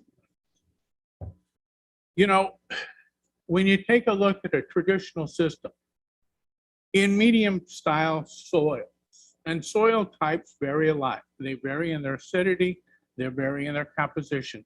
For example, are they loamy or too sandy? And I say too sandy because percolation can be too fast to be effective and treatment isn't being done to the water before it hits the water table. I'm prepared to go on and on and on, but I was going to do that at the public hearing. I see the discussion coming up. It was to set the public hearing.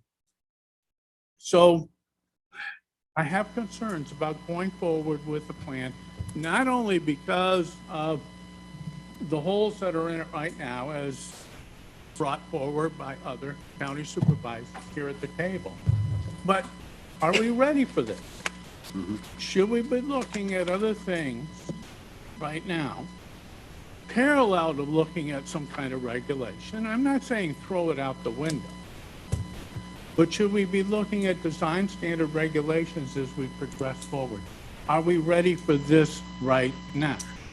I would argue no, but I have a lot more to this I was going to say, but I'll say it at the public hearing. I just came out because I'm hearing this and perhaps they want to know what I'm thinking, and that's kind of what I'm thinking. Thank you. Thank you. Should the board move forward and set a public hearing, we'll certainly have that opportunity to weigh in as a board and of course from our public. I had Supervisor Leggett next. Thank you, Chairwoman. This has been presented as an all or nothing. It's one of the criticisms that we don't go far enough on it. A compromise was made to include the lakes that are here and the ability for towns to opt out because it respects home rule. And it also addresses the most affected lakes.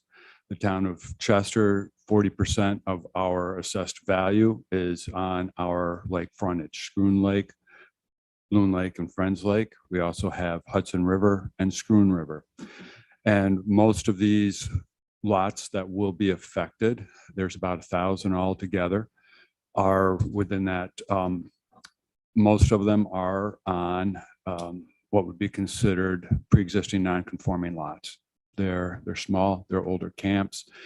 And the time to catch it, this is at transfer. And that's why another compromise on this is that the one time to catch it is at transfer, because then you can negotiate price, because integral to every house system is the septic system.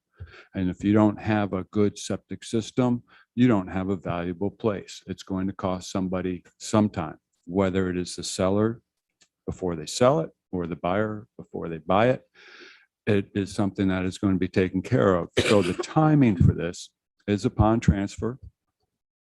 It affects only the properties that are being transferred. We have a very stable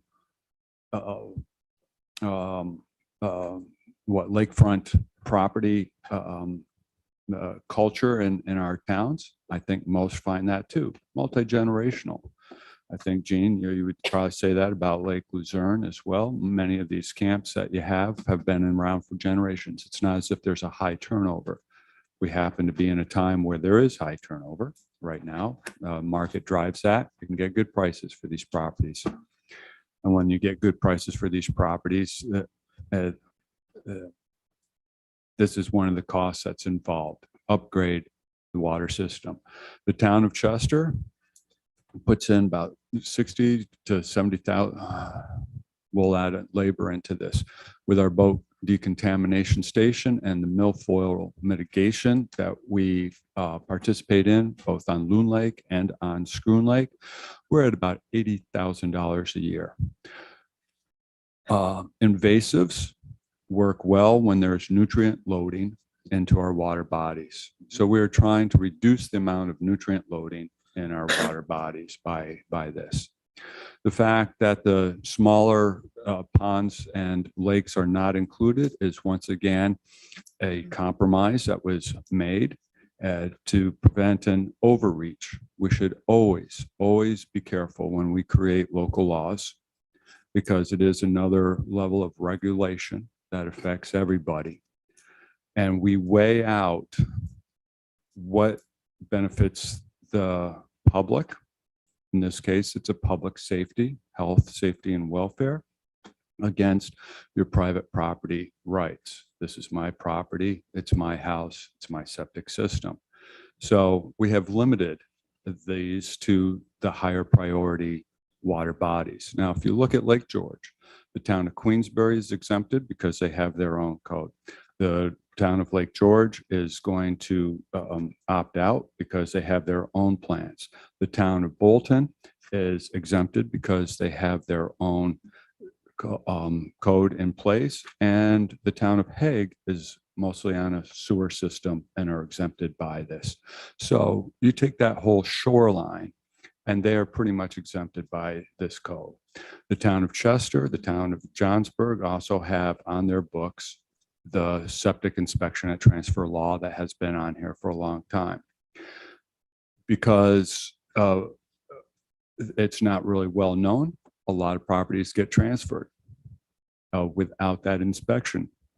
A county-wide recognition of the importance of this, help with the administration of the enforcement of it, will help all of these communities be able to address this very important issue as it is presented.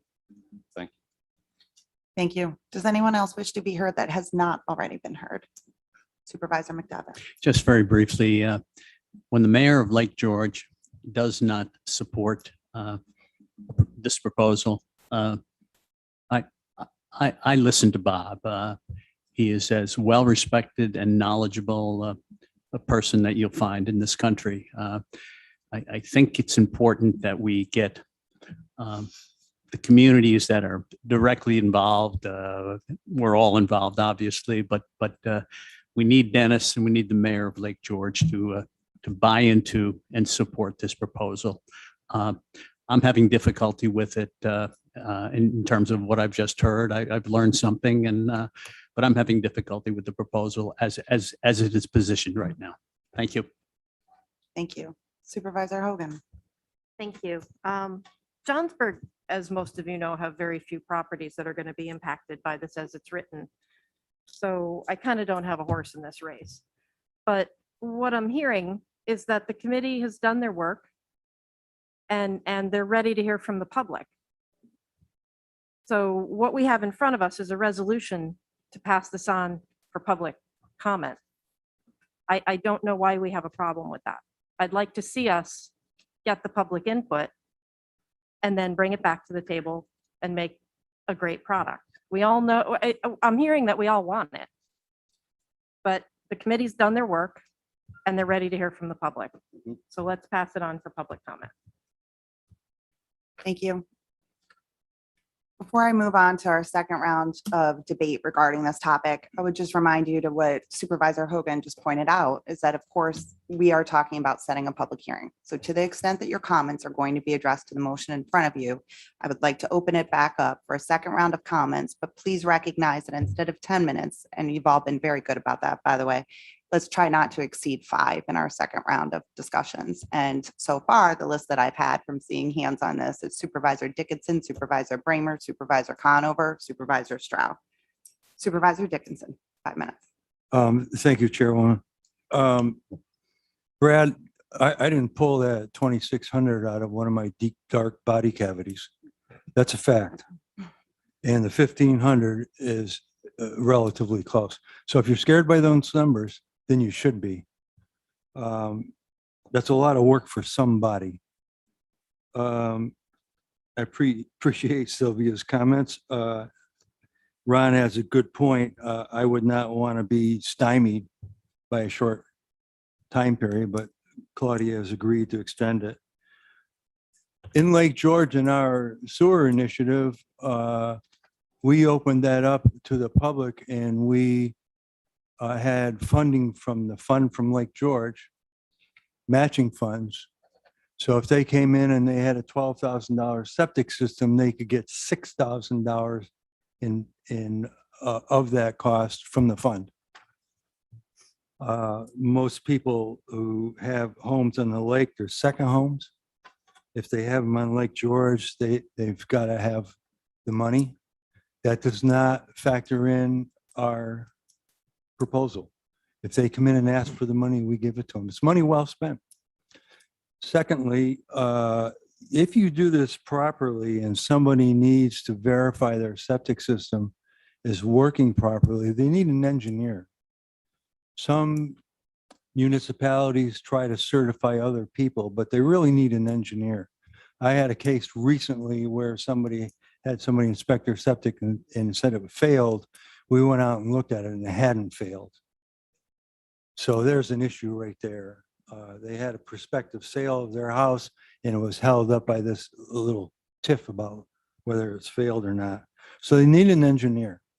You're not going to get an engineer to design a system, especially if it needs a variance. And I've said this many times, you're going to find out most of these waterfront properties are going to need a variance, either from the shoreline, from the property line, from the building, setbacks to the impervious layer, to bedrock. Someplace along there, they're going to need a variance. And the only one that can give it to them is the town board acting as a consolidated board of health. We in Lake George do not take that responsibility lightly. You are violating the health department regulations when you give somebody a variance. You may well be jeopardizing somebody's health and well-being. You do not take this lightly. Therefore, you need a professional engineer to design the system. He won't design that system unless he has it surveyed, has a professional survey, so that he knows exactly what he's dealing with. Is the setback 98 feet or is it 86 feet? So you're going to have to involve those. I can tell you right now, you could not get an engineer and or a land surveyor to your property in less than 6 months. In less than 6 months. So you're talking pretty good amount of time to design it. Somebody's got to look at it and approve it. So you may easily take up 9 months or a year. That's not, people aren't going to wait that long to buy a piece of property. That simply won't happen.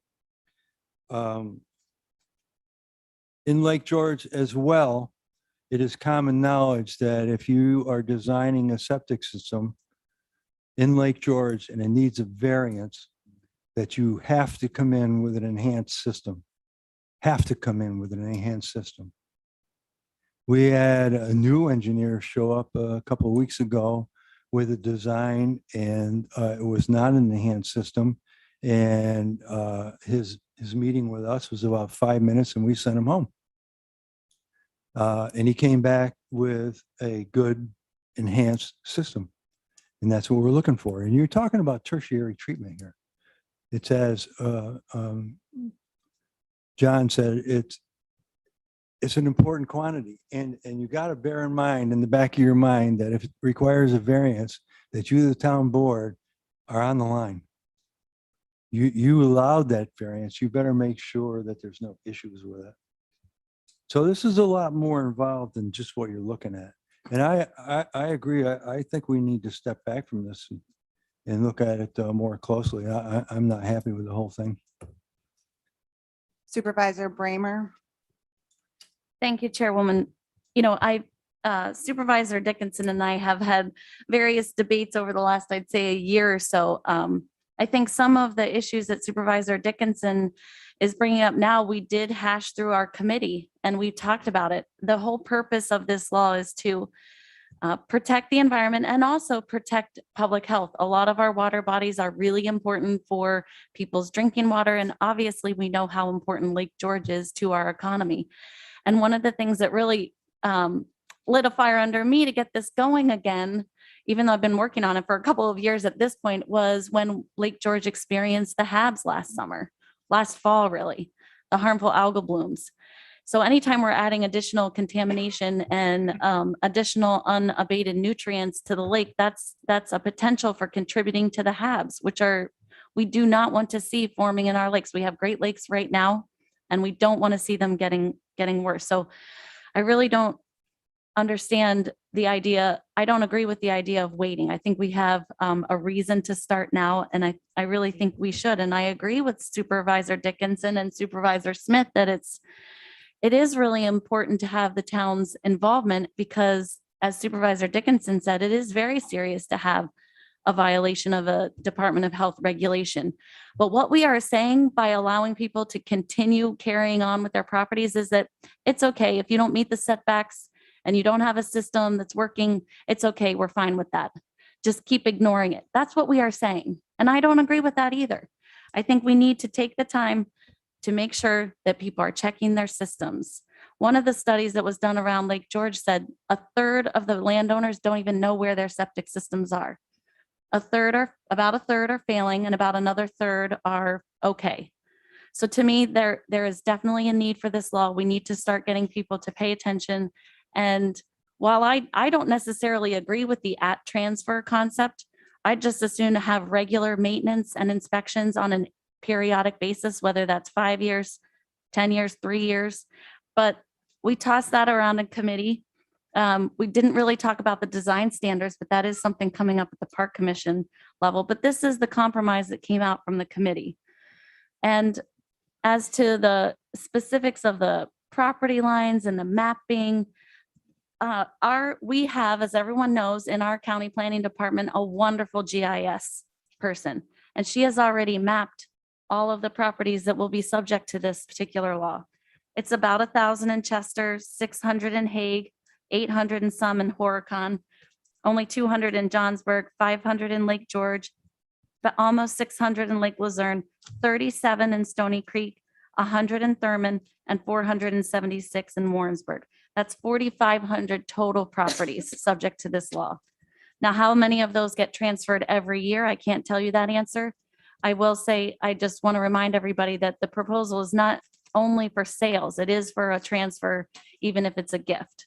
So if you're transferring it from one family member to another, you're going to be required to do the inspection. And part of that is so that properties are not continuing to get transferred generation after generation without their septics ever being inspected, because there's no realtor saying, hey, purchaser, you need to do your inspection. That's a great idea, but that doesn't always happen.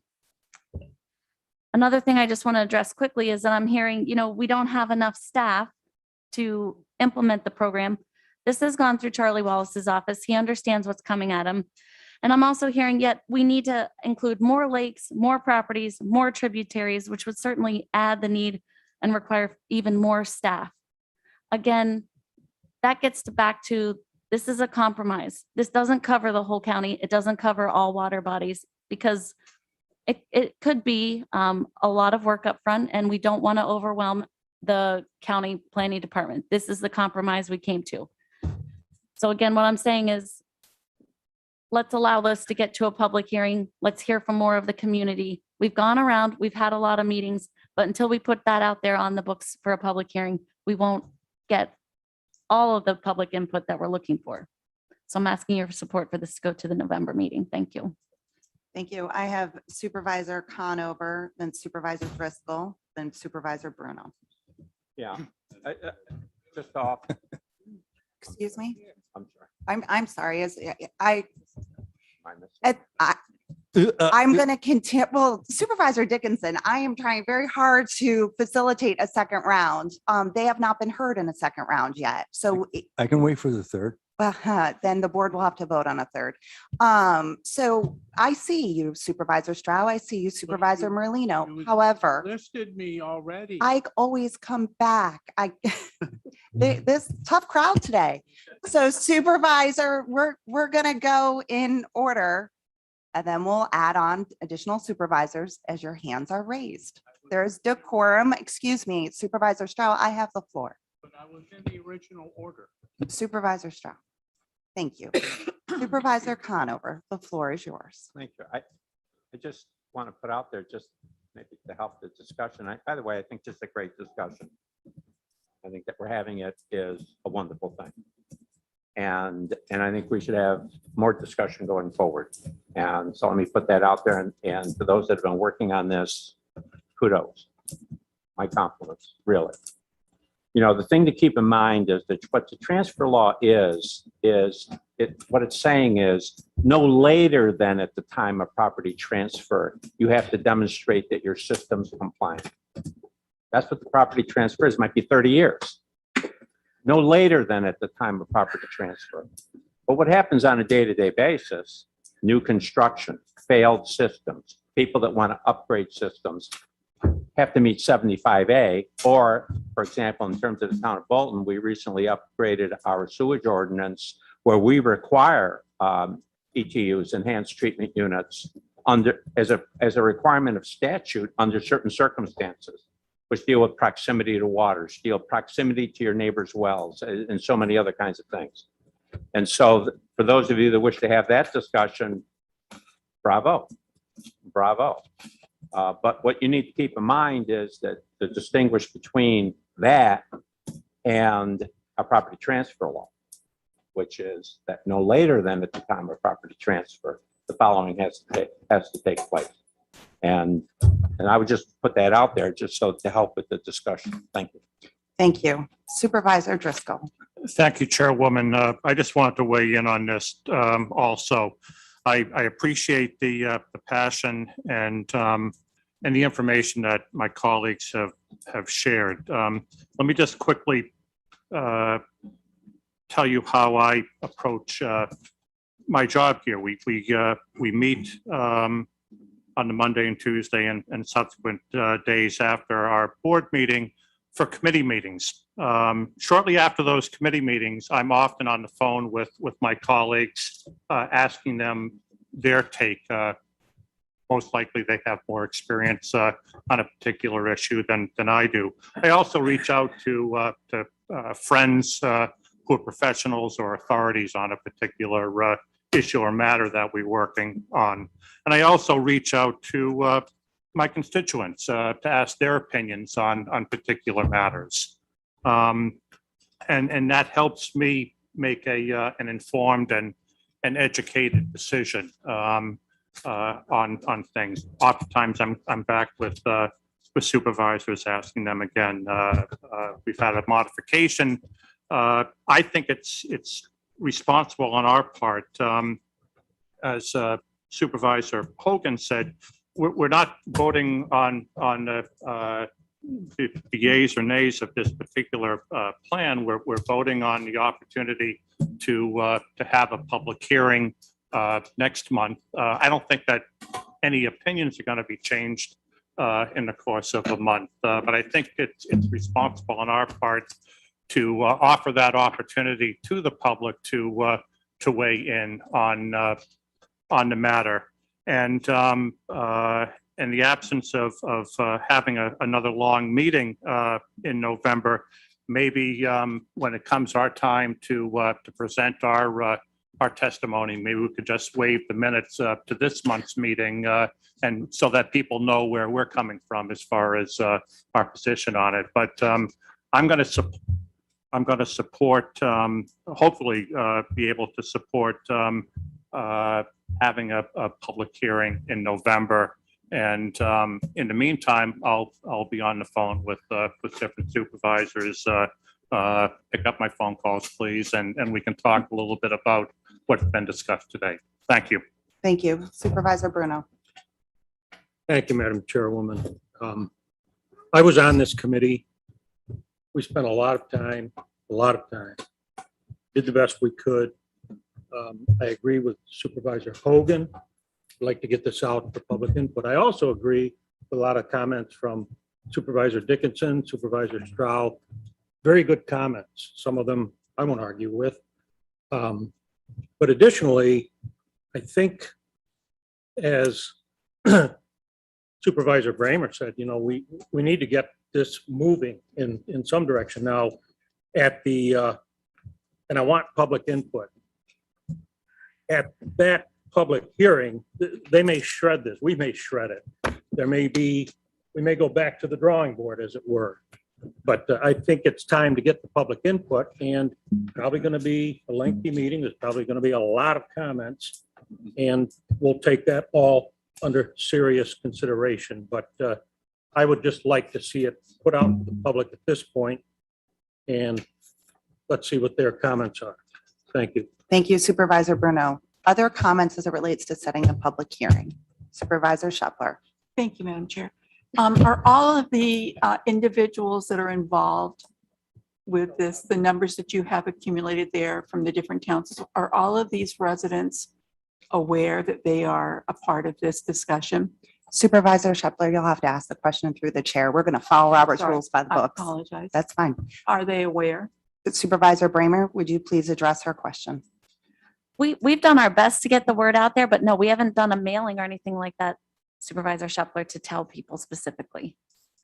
So then, how would you expect them to be able to attend this public hearing to voice their opinions and concerns? Supervisor Shepler, once, if the board today passes for a public hearing, we will certainly be notifying the way that we always do to the public for public hearings. So Thank you. we will put it out by mail or on our video.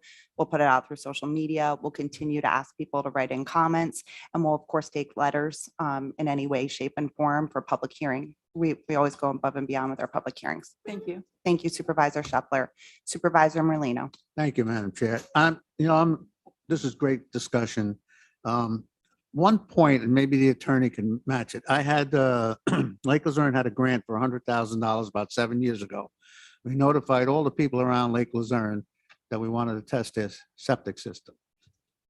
We got 3 responses. I went around, knocked on doors. People don't want us on their property. Is this going to be a problem to get these properties checked? So we lost that 100,000 because I had a certain amount of time to use it and we didn't use it. So I'm really concerned about it too. And I think you guys did a great job. I wasn't involved too much in it at all, actually. But there's a lot to think about. But if this is just to go to public hearing, I'm 100% for it. Let's get the public out. And Ms. Shepherd just brought up a great idea. I mean, I think you said 600 people in Lake Luzerne, they should get a letter. I know it might bring a lot of people in, but it gets them involved and you can hear their problems. Thank you. Thank you, Supervisor Merlino. Supervisor Beatty. Thank you, Madam Chairman. I know a lot of people want to get their second and third chances to talk. I appreciate other people getting the first chance to talk. We lose our lakes. We lose the county. That's about as clear cut as it gets. Got it.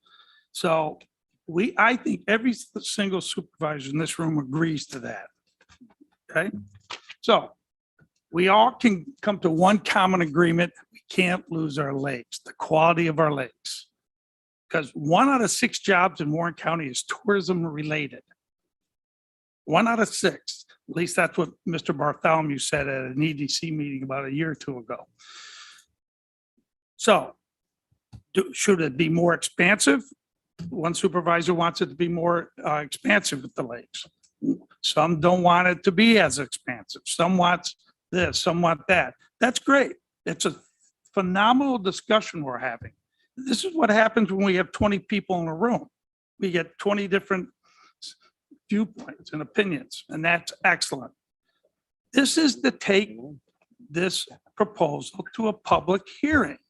Why we would not want the public's input is beyond me. I mean, that's just ludicrous. So I would like to believe that 20 people in this room have the common courtesy to say, hey, yeah, we do want the public to discuss this. Doesn't mean we have to pass it then. Doesn't mean we have to deny it or pass it. But we need input from the public because it's one of the most important pieces of legislation I've seen come through this county in years. Thank you. Thank you. Supervisor Wild. Supervisor Wild, as chair, I control, unfortunately, the order of who speaks and when. I try very hard to look up and get your hands as soon as they go up, but I will do the very best I can to facilitate this meeting according to the rules of the board and Robert's rules. You may not waive your turn of speaking to another supervisor. I've asked if you have anything you would like to say, Supervisor Wild. Madam Chair, I no disrespect. I was just respecting the supervisor to my left who had his hand up prior to me. But I do appreciate the opportunity to speak again. I've already stated my concerns about this policy. My concern about taking this to public hearing is whether or not the policy is right to take to a public hearing. If we want public input, let's do that from the committee stature instead of getting public hearing input just before we vote on whether to force this into a law. So if this goes to public hearing, I would like to propose that we do more than one. We're not the easiest group to get to for the public. We have meetings on a Friday at 10 a.m. Many of these people may be out of town. Many of these people may have jobs that they can't get away from. We need to have, I would think, 3 public hearings done, and I hate to say this, in the evening, so that we can get the public here to tell us what they think and what we should do. And my denial or my reasoning for not approving this is purely from the standpoint that I don't think it's ready yet. It's not from the standpoint that this isn't a worthy cause. And I know we worked really hard on it, but I believe that there's more we need to do. Thank you, Madam Chair. Thank you, Supervisor. Supervisor Stroud. Oh, great. All right. So we have a property transfer law, but we don't have any design standards. Here's the potential harm. The potential harm is, according to the Baxter, Minnesota study, the average plume length is 82 feet, but it ranged from approximately 33 feet to 328 feet. Now, I'm going to assume that the 328 feet is something with high modeling, low siltage, high granular type of soil, traditional system. So if you don't have rules or regulations, you have a property transfer law, your septic system's failing. All right, I'll put in a traditional one. The traditional one, which just has the traditional pretreatment, and then it goes to the filtration bed, which may perhaps be less than 83 feet from the lake. But did we take a look at the soil types? We need to. Did we take a look at the type of system? I commend Bolton Landing and Lake George for going with ETU. So does Queensbury. But should that be a county standard? In other words, if you have a failing system and you replace it with a system that's going to be contributing nutrients to the local water body, what value is the transfer law? And not only that, but Lake George argues that the tributaries are potential conveyance systems for pollutants. Nothing in the streams here, but Lake George Park Commission is looking at anything within 100 foot of a stream. I mean, is the product that we want to put forward to the public, is it ready? Are we putting forward the best product we can? I think the argument's no, this is not the best product that we could do. This needs more work. This needs more analysis. And the fact that what we put before the public, we need to all feel pretty good with, and I'm not hearing. Thank you. Supervisor Garrity. Yeah, real quick. I support going to public hearing. I think that's the only way to do it. And, you know, I somewhat support the law, but one of the things I don't hear anybody saying, you know, we all struggle to try to get septic or sewer systems in our communities. And that's the one problem I have with this. We are on one of the tributaries, and I would like a list of the properties if that could be sent out to us. But, you know, we struggle all the time to get funding to expand our sewer systems. And I see that the Skroon River is one of the tributaries, and I would like everybody to put their effort into getting the state to loosen up the purse strings and get us some funding to improve our sewer systems. It's very difficult unless you have a consent order against you to get any funds. And I've spoken to this since probably 5 or 6 years. So I support going to public hearing. I support the concept of the law, but I also would like us to imply on the state, because we're not on Lake George, but we're on the Schroon River, which is important. I would like to see them loosen up the purse strings to allow us to get some of our 430 properties off of septic systems onto our town sewer. We have a town sewer system that covers a lot of the Schroon River. But there's one side of Schroon River is not covered. I tried to get funding. You always get turned down unless you're dumping into the river. And then they want to, sometimes they want to give you barrels of money, most times not. So I support going to public hearing. I think it's the right thing to do. I want to hear from the public. But I also would like to add on that, I would ask everybody who's concerned about the environment to see if we can't shake through loose some money here to allow the smaller towns to improve their sewer systems. Because you could probably rectify some of this if we had money to improve our sewer systems or even get some towns on a sewer system. It's a very expensive proposition when you read the numbers in the paper. And, certainly I wouldn't need 20 million like Lake George, but I could use a little bit up there to expand my sewer system. So I support going to public hearing. I think it's the right thing to do. And I applaud everybody who's worked on it.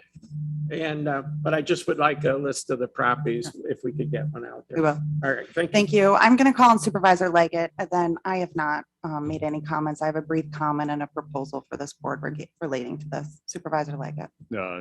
Thank you, Chairwoman, and really do appreciate all the comments that have come up in front here. And when I hear about soil modeling, I get excited, being a plant and soil science major on things. And I admire our academic on the corner there, bringing all this forward. It seems to be there's a little bit of confusion, though.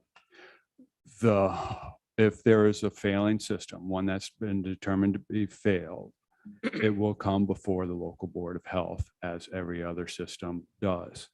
Our town board sat just the other night, and it happened to be on a multi-generational home, substandard lot. And it wasn't so much the distance to the lake that was a problem. So it had failed on their own. They're replacing it. We go with enhanced engineering when the town board is not sure about the technologies and there's other concerns. We send it to the engineer for the town for their review and comment as well. So this will still preserve the same methodology and process that we employ right now in all of our towns. And there were two neighboring wells that we needed to grant the variances for this septic system that was being put in place. So it's neighboring wells, not just these lakes and streams, rivers, but it's the neighboring wells that are also can be affected. And that is public health. Thank you. Thank you. This board, And perhaps we can put out an FAQ sheet on what this local law is, so we can clarify some of these and we're all on the same page. Thank you. This board has worked very hard on this topic. 3 years of meetings, 3 special committee meetings, 1 special board meeting, and certainly a significant amount of time this morning, which is what this topic deserves. And I appreciate the respectful dialogue that all of us have engaged in here this morning and everyone following Robert's rules. Thank you. That being said, my proposal to this board this morning, should someone decide to make this as an amendment to your proposed law, to set this for a public hearing, would be taking into account all of the different comments that were here today, particularly that of how we notice the public. So the options before you of what you certainly could propose is to be able to have, and it needs to be listed in the resolution, which is why I'm bringing this up, a special board meeting or a special committee meeting through the Septic Committee between now and the November board meeting that would take place at night. Letters could be sent to everyone regarding that, and maybe an FAQ sheet. That will take money, however, and that money is not in the budget for the Board of Supervisors. So if in fact that is the will of the board, someone needs to make a motion to amend the budget and transfer some money into that line so that we can send letters if that's what this board chooses to do. But that being said, you could set a public hearing for us between now and November 19th in the evening, notify the public, and November 19th, you can have another board meeting, which is scheduled, have your public hearing, as it's in front of you here today and invite the public for that hearing as well, so that you have two opportunities to send this forward to a public hearing. This motion would also have to be amended to include the 6-month opt-out provision, which it currently does not. We have had lengthy discussion about this. I myself would like to hear from the public. I think it's very important that we ask the public how they feel. That being said, is that the desire of anyone here today to amend the motion in front of you, or would you like to vote on the motion as it is to move to public hearing? Supervisor Wild. Madam Chair, I think we're close. One of the things that I was thinking about as you were speaking is maybe what we could do is have public hearings in each of the towns. What's the rush of getting it done in November? Maybe we can get it done in December. I don't think that would make a big difference to where everybody's trying to go. But I'm concerned about us truly getting representative public opinion. And I think we should be creative in terms of how we get this. Supervisor Wild, that's a good point. It is, again, needs to be specified when we set a public hearing for this law. It has to be specified on when those public hearings are. You can also set additional ones after those public hearings. But once we move this to a public hearing, it's frozen in the way it's written here today, should it pass. You could certainly have that public hearing in between now and November 19th in another locality. We certainly did that with the Septic Committee when they went up and graciously used Supervisor Smith's town hall. So that is an option as well. The location does not need to be set on this resolution here today. Supervisor Bramer. First on the amendment that I offered earlier, which I thought we took a vote on. You took a vote for an opt-out provision, but as Supervisor Conover pointed out, it did not state the 6 months. It does. It already does, because what I offered was that would have to take place by the effective date of the law, which is not until June of 2022, as it stands now in the proposal. Supervisor Conover, was that your understanding? It does state effective date that the county law shall take effect June 1, 2022. So my understanding was not much. Thank you. Madam Chair, so my understanding was that's not the effective date of the adoption of the law, it's the effective date of when the law becomes force. Yes, Supervisor Bramer. yeah, Then, sorry. then Supervisor Conover. then that would satisfy my concern, Thank you. and that satisfies my concern. Supervisor Bramer. Thank you. I will offer the amendment too, that we have a public hearing at a location to be determined on the night of the 17th. It's a Wednesday. We need, the clerk of the board has identified that we do need the location to be in the public hearing notice. Okay. I will withdraw that then. I don't have a suggestion at this time. Unless someone wants to help me. County Administrator Moore. When does the public hearing notice have to go out to be published? How long do we have to come up with that? Amanda. It's not a matter of when that needs to come in. This resolution needs to say where you're going to have it. Like, Okay. and now it says, say, one on the 19th will be in the supervisor's Okay. room. We have to, that has to be in the resolution too. Fair enough. Thank you. Well, perhaps what we could start with then is a public hearing between now and the 19th that would take place in the evening. We'll certainly continue to Zoom. We're encouraging people to Zoom as they're comfortable. And we can make that link available to anyone who would like to be heard during that time. Supervisor Bramer. I mean, there's nothing preventing me from calling, as chair of that special committee, which I think exists till the end of the year, from calling a meeting at a time to be determined later and for the acceptance of public comments, right? You could certainly do that, yes, Okay, but it wouldn't be listed in like. I understand. Yeah. Thank you. So is there amendment that anyone desires to make to this resolution? Or are we closing discussion at this point? Supervisor Dickens. Thank you. Claudia, the town of Lake George would certainly welcome your public hearing if you want to hold it there. It's somewhat central to the other towns. It's an excellent suggestion, Supervisor Dickinson. It's very much appreciated. I'm sure that would be a great location. And Supervisor Bramer had suggested November 17th. Okay. Okay, So I'll November- make that an official amendment. The 17th at Lake George Town Hall. Okay. Is there a second to that, Supervisor McGowan? This is now open for discussion as it relates to this amendment. Supervisor Dickinson, I'm going to ask you this question. Does November 17th work for the town of Lake George, and what time in the evening? Would 7 o'clock work? I'm told we need to put a time in there. Tentatively, yes, but that's above my pay raise. Well, cross our fingers. Supervisor Shepler. Thank you, Madam Chair.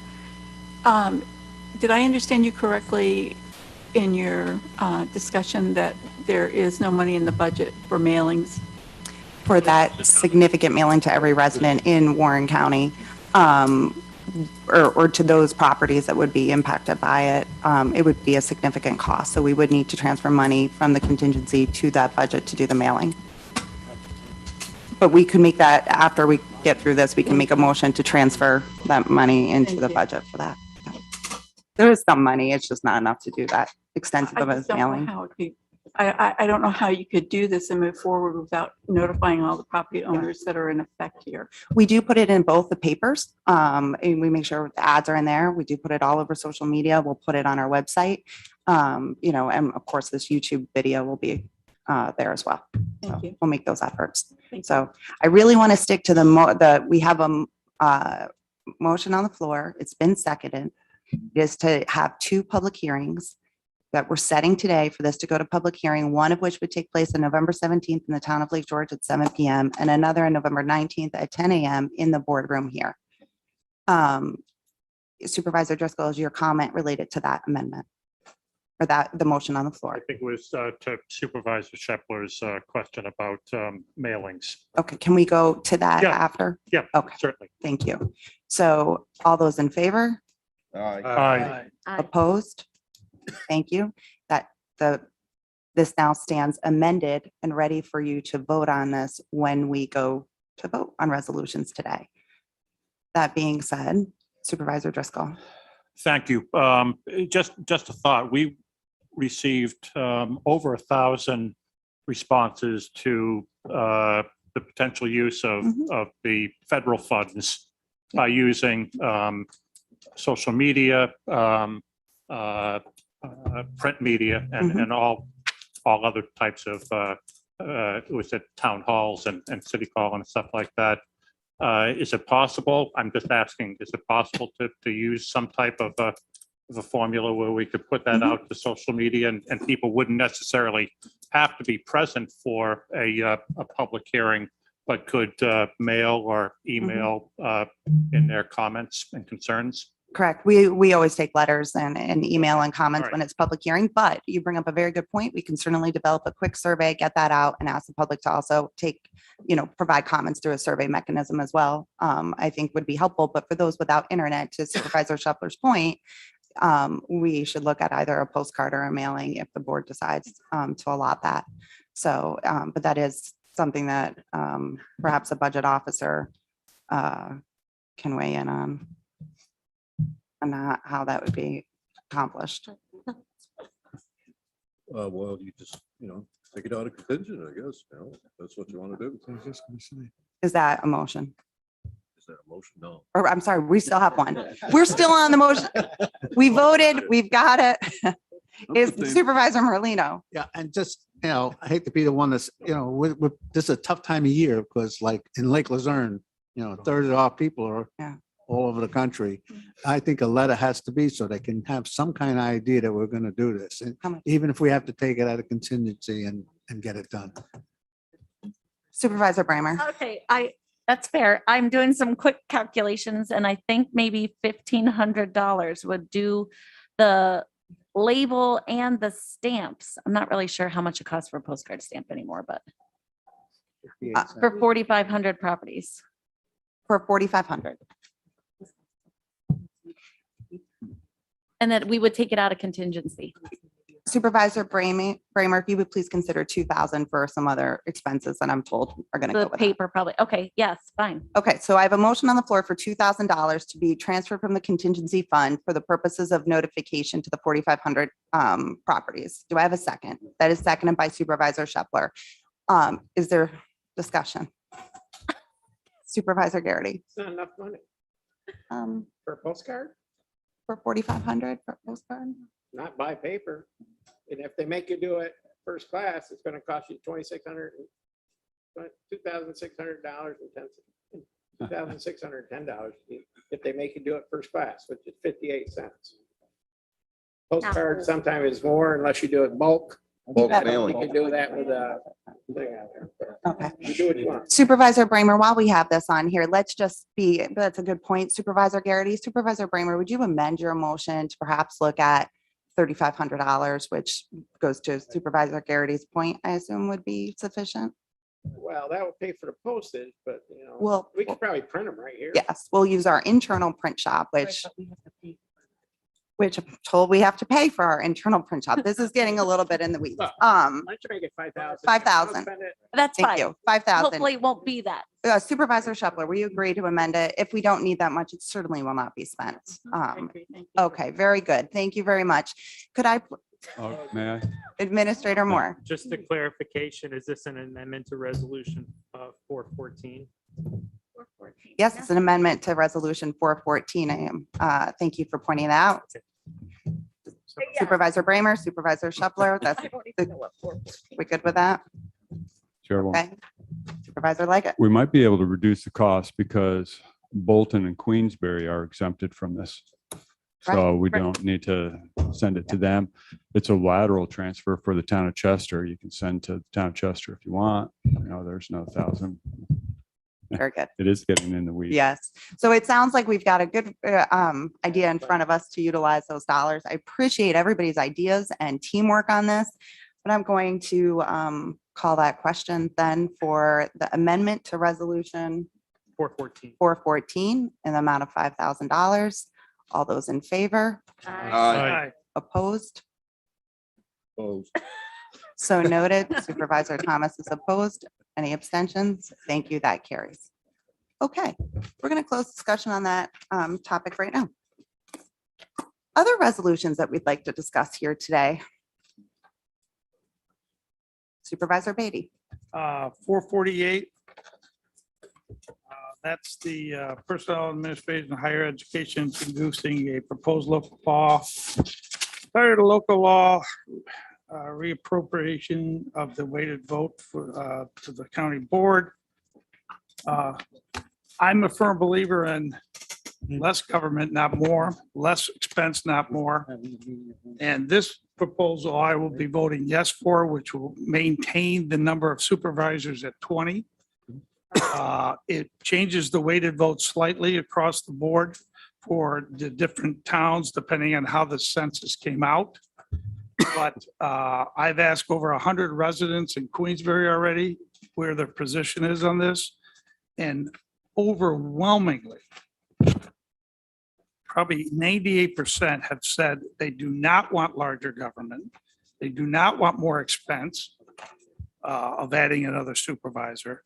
And we currently have 5, and they are more than happy with the 5 supervisors doing their due diligence and the job that we were elected for. So I'd like a roll call vote on that, please. Please let the record reflect the roll call for 448. And Once we're done with 449. discussion on it, then I will move on to the next resolution, which I assume you'll be asking for 449. But right now, let's stick with 448. Okay. Are you finished, Supervisor Beatty? yeah. Are there other comments as it relates to 448? Supervisor McGowan? Yes, I just want to stand up with Doug Beatty on that. I have fared a lot of calls and have talked to a lot of people. And I just want to air the same comments he did. So thank you. Thank you. Is there any more discussion on 448? Supervisor Wild? Right. Thank you, Madam Chair. I've also spoken to a lot of people and they don't quite understand what it means. And I'm not sure anyone understands what it means. So I'd be looking forward to the public hearing on this. Thank you. Excellent. Supervisor Stroud?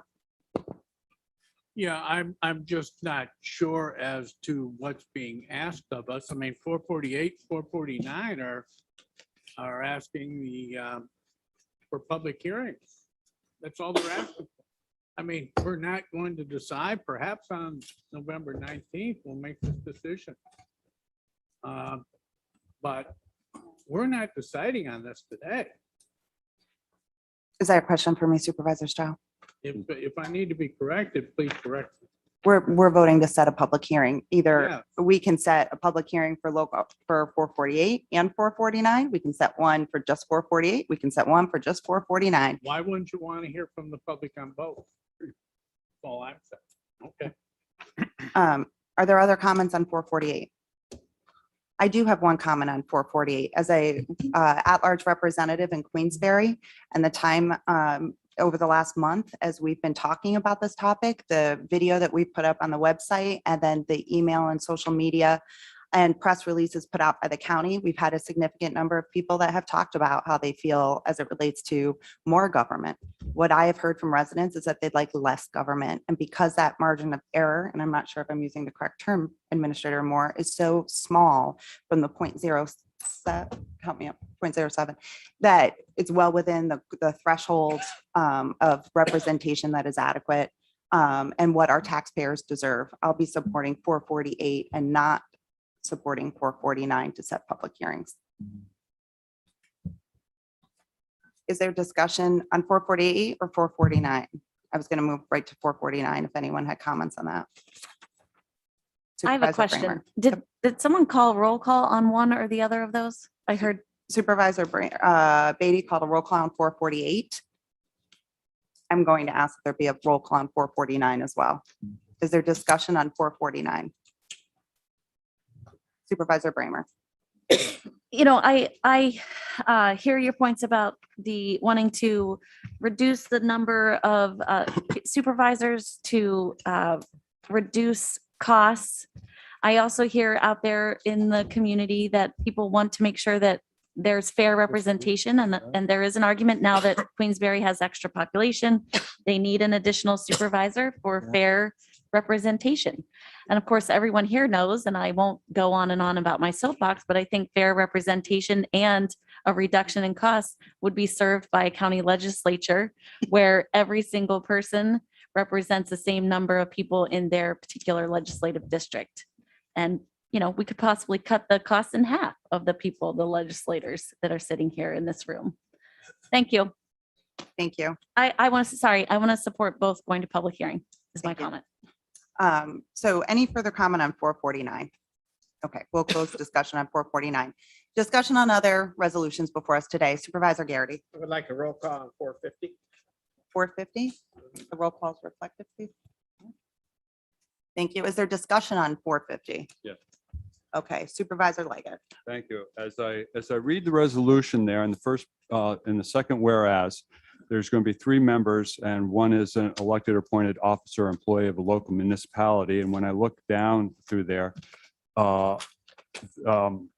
there's a school board member. And my question is this a school board and municipality? No. Would you please direct, I assume that question is directed to the chair? Yes, it is. Thank you, Supervisor Leggett. That is a question that came up and we did do research on it. I'll ask Administrator Moore to comment on that. On 448, or I'm sorry, on 450 regarding the Board of Ethics. I wasn't sure.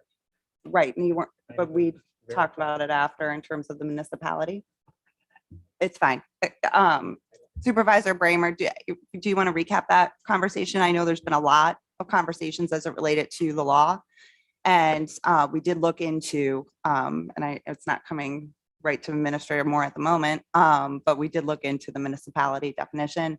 And because it is an appointed or an elected that would represent the board according to the law, that school boards were deemed to be falling within that. But certainly I am not a lawyer and we can ask County Explorer to take a look at it. But we do need to be compliant with this law by the 20th of this month.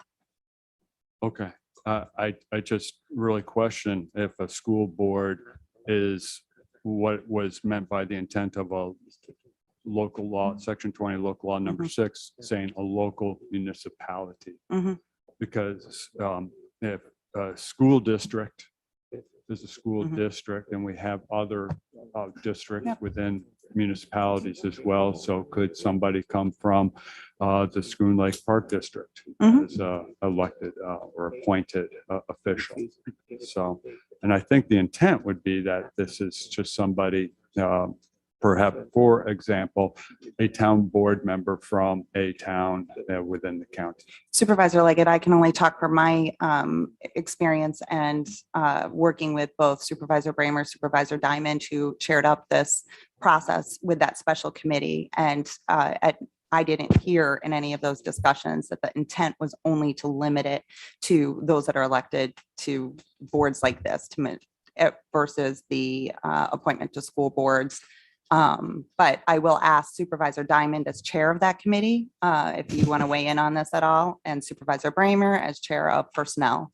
If there's any additional clarification you'd like to give Supervisor Leggett. No, there isn't for me. Okay, Supervisor Bramer. My recollection of the ethics law itself is it had a definition about municipality that was broader than what you're envisioning. But I apologize, I can't remember exactly the wording. Let's look Ask it up. Administrator Moore. Oh, do you have it in front of you, Supervisor Leggett? Not yet. Oh. I'm not as fast as you. No, Administrator Moore, I'll give him a second to pull that up.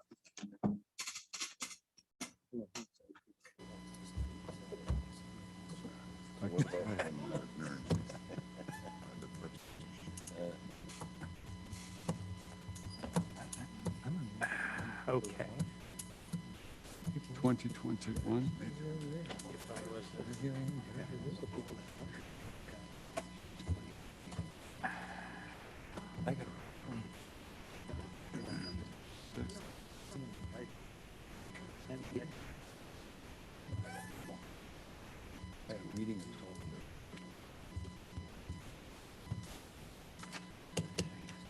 I didn't do it.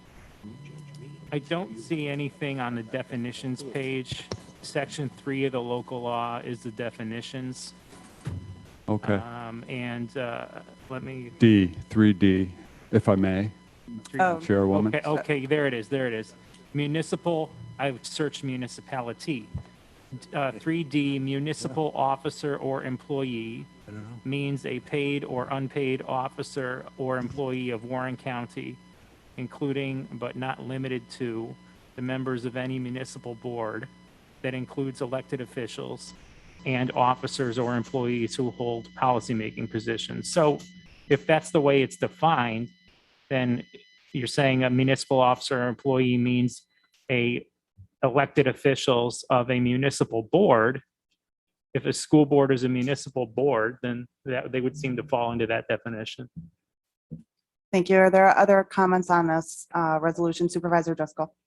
Thank you, Chairwoman. The subcommittee did a real nice job, and it was a good process, and I support the recommendations. However, the way that the resolution is written, it's quite possible that a supervisor could support 4, 5, but not all of the individuals. The way that, it's a blanket slate essentially. So I don't know how you go about, saying that I support 5 of the names, but I don't support John or Mary. I guess I'm just looking for some clarification on how that. I don't want to vote on 6 individuals, but I think that there should be some type of an opportunity, maybe in the minutes, to a supervisor who may object to a particular recommendation can have their voice heard if they so choose. Supervisor Driscoll, a solution to that would be, if it's the will of the board, to ask to make an amendment to the resolutions and break out each category. So you'd have your category of your employee, you'd have your category of appointed, and you'd have your category of community member. If that's the will of the board, we can certainly do that and create 3 resolutions out of 1. Or if someone's opposed, you can just vote no or abstain. Again, I don't want to make more work, but I do want to afford that opportunity to a particular, or any individuals who may have some concerns about a candidate. Supervisor Driscoll, if you'd like to make that motion and get a second, we can start the process on it if it's the will of the board. I'll make that motion. Is there a second to Supervisor Driscoll's motion? Supervisor Shepler, is there discussion on this motion? Repeat the motion. To take the resolution that's in front of you right now regarding the the ethics, which let's make sure we have it right, resolution 450, and to divide that resolution into 3 resolutions. One would be to vote on the municipality appointments, one, which is municipalities slash elected. One would be to vote on the employees appointment. There are 2 members there. And keep in mind, you have a designee and an alternate. And then one would be for the community members. So you'd have a 3rd resolution that would be just for the community members, and a designee and an alternate. That's what's before you. If that's the will of the board, to accommodate if someone does not want to vote, I guess, no on the entire resolution, but perhaps has concerns in a particular category. Yes, please. Thank you, Madam Chairwoman. Again, don't want to draw this out. It was a technicality, and as we get into definitions on things here, and that was my question, because I had never considered a local school board to be a municipality. And that's what it says here. Right. Employee, officer, employee of a local municipality. Mhm. And on Googled here, definition of school board, and it says it usually shares power with another institution such as the local municipal government. So it shares, but so therefore, and as the county administrator says, if the school board is considered a municipality, and that's big if, we do not have a definitive on that. Yep. Altogether, it's small. Okay. Your point is well taken. However, we did vote on this ethics law. We did vote on the definitions. I understand that you're asking for a clarification on the definition, which certainly could be provided by the county attorney at a later date. At this time, however, we do need to be compliant with the law by October 20th. It was the intent of the committee when they did the interviews to look at categories of elected or appointed into that particular area, and they determined that it was appropriate to look at a school board member into that category. Now, if that discussion comes up and you feel differently, you can certainly either vote on this resolution or vote no for the full resolution. And for experience, if this was passed, we can always amend. Oh, I thank you very much for bringing that up, Supervisor Leggett. The other thing that this board, I hope, notes when you all pass this, and we approved it, this is for the remaining term of this board.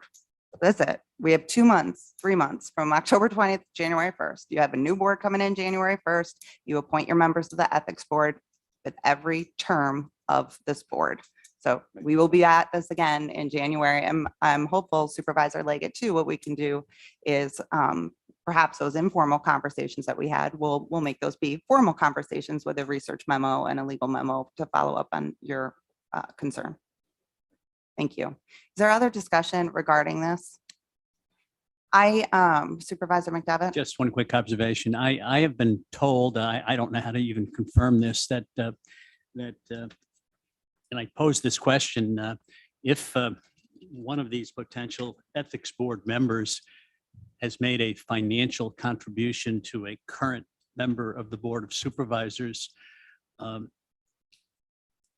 is it appropriate for that person to be a member of the ethics board when they may be voting on a member of the Board of Supervisors, yet has made a financial contribution to that supervisor? So I just posed that Sure. question. I assume you're directing that question to the chair. And the answer to that question was considered when we looked at creating this law, and of course discussed when we all voted on this law. If you have an elected or an appointed political appointment, I think you're going to be hard pressed to find someone in that category who hasn't contributed to a campaign or been politically active. Supervisor Conover brought this up, I believe, at the committee discussion, which was quite lengthy about it. It is for that reason, exactly when there are conflicts, that we have a designee and an alternate. And in your previous Board of Ethics, there were no alternates. So if someone had a conflict, they couldn't recuse themselves. They were on the board. So now we certainly have an opportunity where if there is a conflict with a particular issue that may or may not come before the Board of Ethics, they could recuse themselves and the alternate could step in. Okay, thank you. Thank you, Supervisor McDevitt. Is there further discussion regarding this? At this point in time, I'm going to try this by a simple voice vote, but if it looks like it's not going to roll, we'll do a roll call. We're going to, all those in favor of the amendment? All those opposed? May you please raise your hands for me? What are we voting on? I'm sorry. Supervisor Driscoll made a motion and seconded by Supervisor Shepler. We're on discussion for it to take the resolution as it stands and divide it into 3 resolutions. So if someone wants to vote no to a particular category, they can at the board. So we're looking at creating 3 resolutions. I really, that is what's before you right now. Okay, thank you. Let's try it again. All those in favor? Aye. Opposed? Let's do a roll call vote.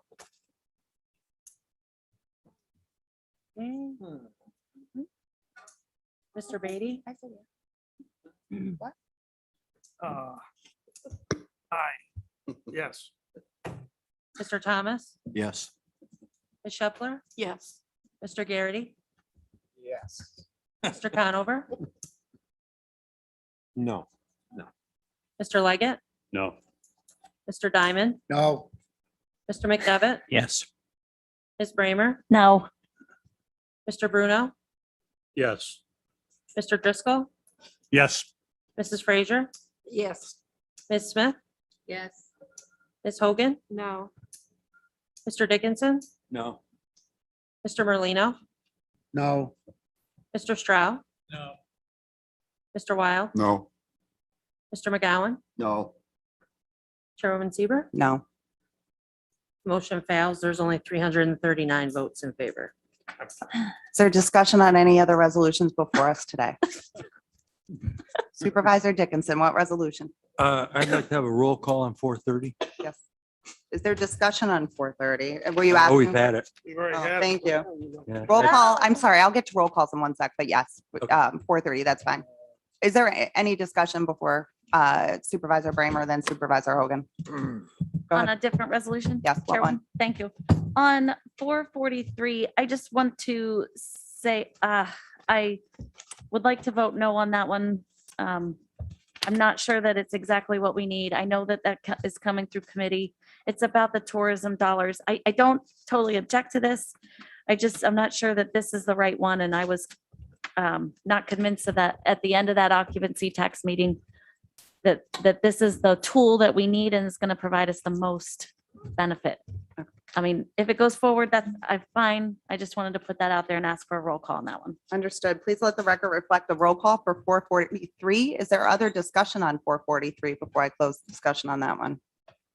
Hearing none. Supervisor, I went to Supervisor Dickinson. Is there another resolution that anyone would like to discuss and debate before we vote on today? Hearing none. Can we please move to voting on resolutions then? Yep. And can you just do a recap of the roll calls?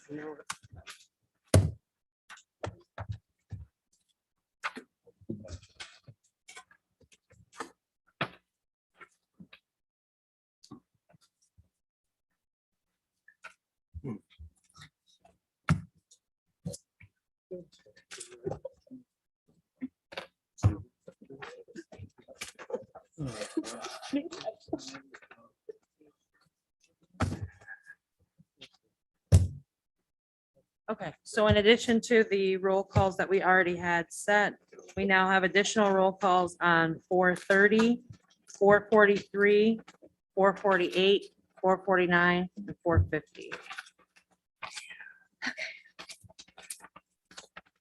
Any other roll calls? All right.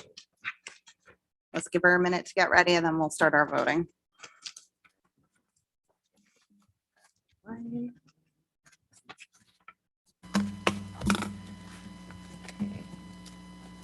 Resolution 414, making supplemental appropriations. Mr. Beatty? Yes. Mr. Thomas? Yes. Ms. Shepler? Yes. Mr. Garrity? Yes. Mr. Conover? Yes. Mr. Leggett? Yes. Mr. Diamond? Yes. Mr. McDevitt? Yes. Ms. Bramer? Yes. Mr. Bruno? Yes. Mr. Driscoll, Yes. Mrs. Frazier, Yes. Ms. Smith, Yes. Ms. Hogan, Yeah. Mr. Dickinson, Yes. Mr. Merlino, Yes. Mr. Stroud, Yes. Mr. Wild, Yes. Mr. McGowan, Yes. Chairwoman Seaver. Yes. Resolution passes. Resolution 415, amending Warren County budget for 2021. Mr. Beatty, Yes. Mr. Thomas, Yes. Ms. Shepler, Yes. Mr. Garrity, Yes. Mr. Conover, Yes. Mr. Leggett, Yes. Mr. Diamond, Yes. Mr. McDevitt, Yes. Ms. Bramer, Yes. Mr. Bruno, Yes. Mr. Driscoll, Yes. Mrs. Frazier, Yes. Ms. Smith, Yes. Ms. Hogan, Yes. Mr. Dickinson, Yes. Mr. Merlino, Yes. Mr. Stroud, Yes. Mr. Wild, Yes. Mr. McGowan, Yes. Chairwoman Seaver. Yes. Resolution passes. Resolution 430. Introducing proposed local law number 7 of 2021 entitled Septic Inspection Upon Transfer. And this is as amended. Mr. Beatty, Yes. Mr. Thomas, Yes. Ms. Shepler, Yes. Mr. Garrity, Yes. Mr. Conover, Yes. Mr. Leggett, Yes. Mr. Diamond, Yes. Mr. McDevitt, No. Ms. Bramer, Yes. Mr. Bruno, Yes. Mr. Driscoll, Yes. Mrs. Frazier, Yes. Ms. Smith. Yeah. I'm sorry. Reluctantly. I'm sorry. Yes. Ms. Hogan, Yes. Mr. Dickinson, No. Mr. Merlino, Yes.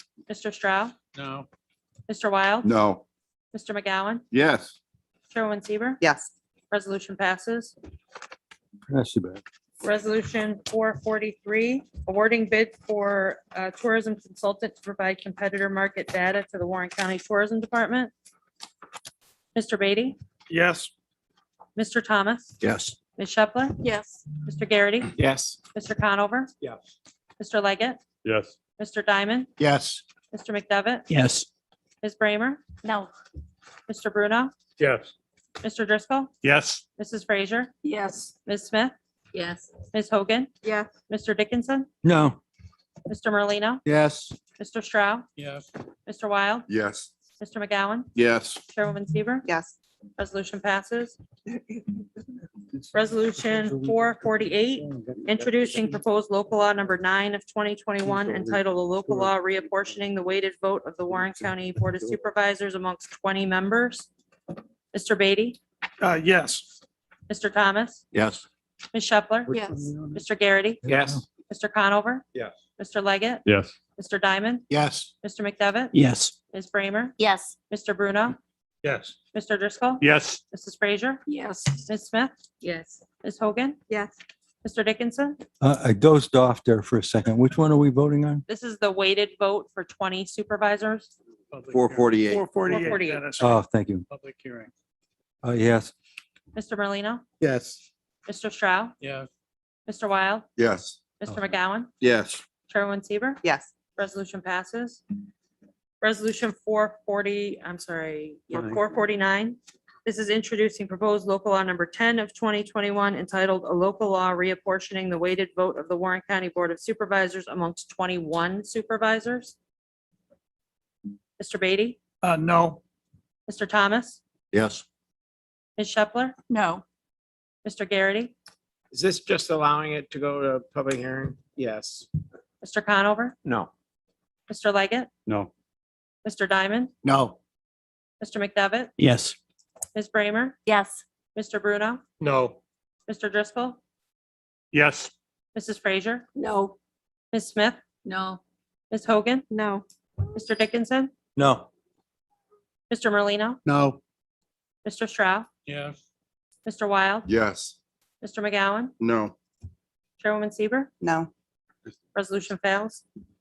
So we'll do Just 448. making- Yep, and for, 448. 448 will be, resolution, local law number 9 will be the only one that goes to public hearing on this matter. Resolution 450, appointing members to the Warren County Board of Ethics. Mr. Beatty, Yes. Mr. Thomas, No. Ms. Shepler, No. Mr. Garrity, No.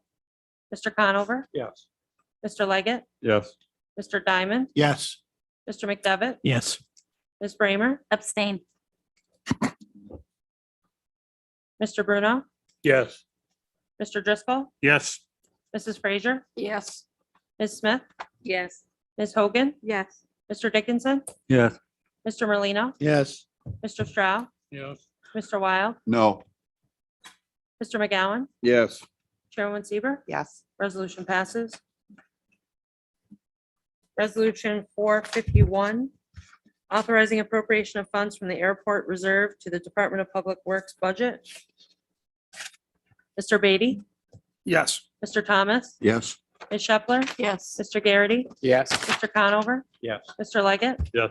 Mr. Diamond. Yes. Mr. McDevitt. Yes. Ms. Bramer, Yes. Mr. Bruno, Yes. Mr. Driscoll, Yes. Mrs. Frazier, Yes. Ms. Smith, Yes. Ms. Hogan, Yes. Mr. Dickinson, Yes. Mr. Merlino, Yes. Mr. Stroud, Yes. Mr. Wild. Yes. Mr. McGowan, Yes. Chairwoman Seaver. Yes. Resolution passes. Resolution 452, increasing capital project H403, rehabilitation of airfield taxiway lighting system. Mr. Beatty, Yes. Mr. Thomas, Yes. Ms. Shepler, Yes. Mr. Garrity, Yes. Mr. Conover, Yes. Mr. Leggett, Yes. Mr. Diamond, Yes. Mr. McDevitt. Yes. Ms. Bramer. Yes. Mr. Bruno, Yes. Mr. Driscoll, Yes. Mrs. Frazier, Yes. Ms. Smith, Yes. Ms. Hogan, Yes. Mr. Dickinson, Yes. Mr. Merlino, Yes. Mr. Stroud, Yes. Mr. Wild. Yes. Mr. McGowan, Yes. Chairwoman Seaver. Yes. Resolution passes. Resolution 453, authorizing appropriation of funds from the general fund unappropriated surplus, county road unappropriated surplus, and road machinery unappropriated surplus to various departmental budgets.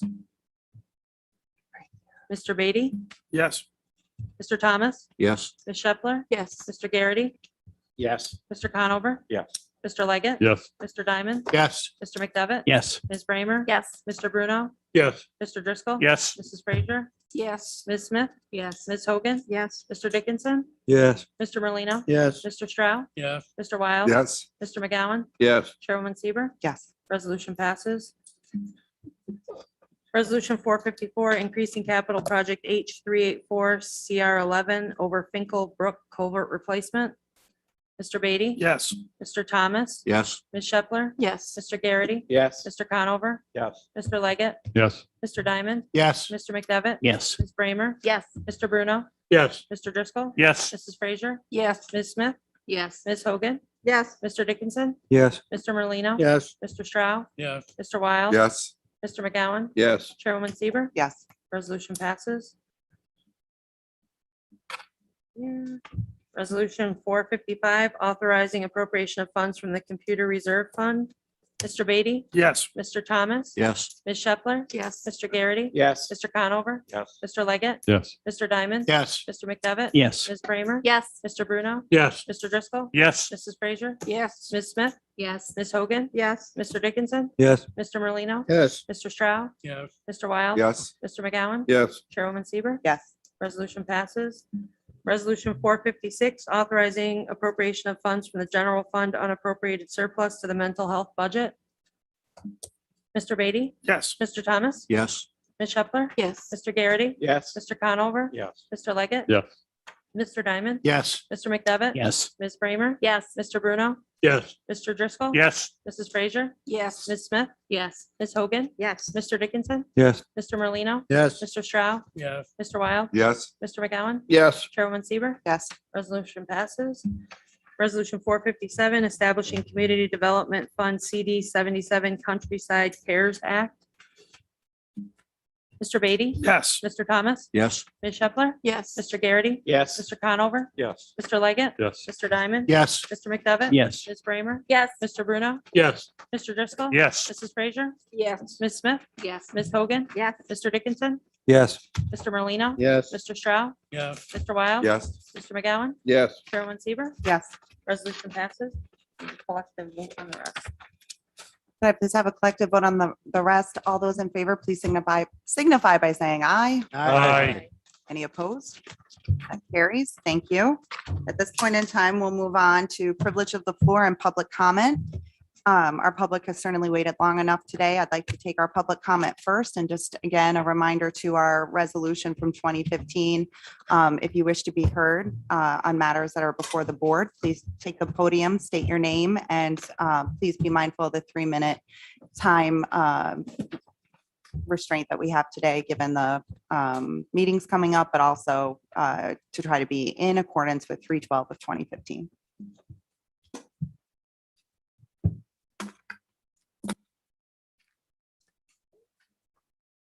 Good afternoon, Chris Strow, Queensbury resident. I just wanted to follow up on the M&M. I spoke to John Alexander from Senator Steck's office. He is the liaison. If the board considers and hopefully will pass the municipal home rule to allow to pay the stipends for a job done, I think the public doesn't have a problem as long as you're performing a job to receive additional funds over and above what you would normally get from being a board of supervisors member.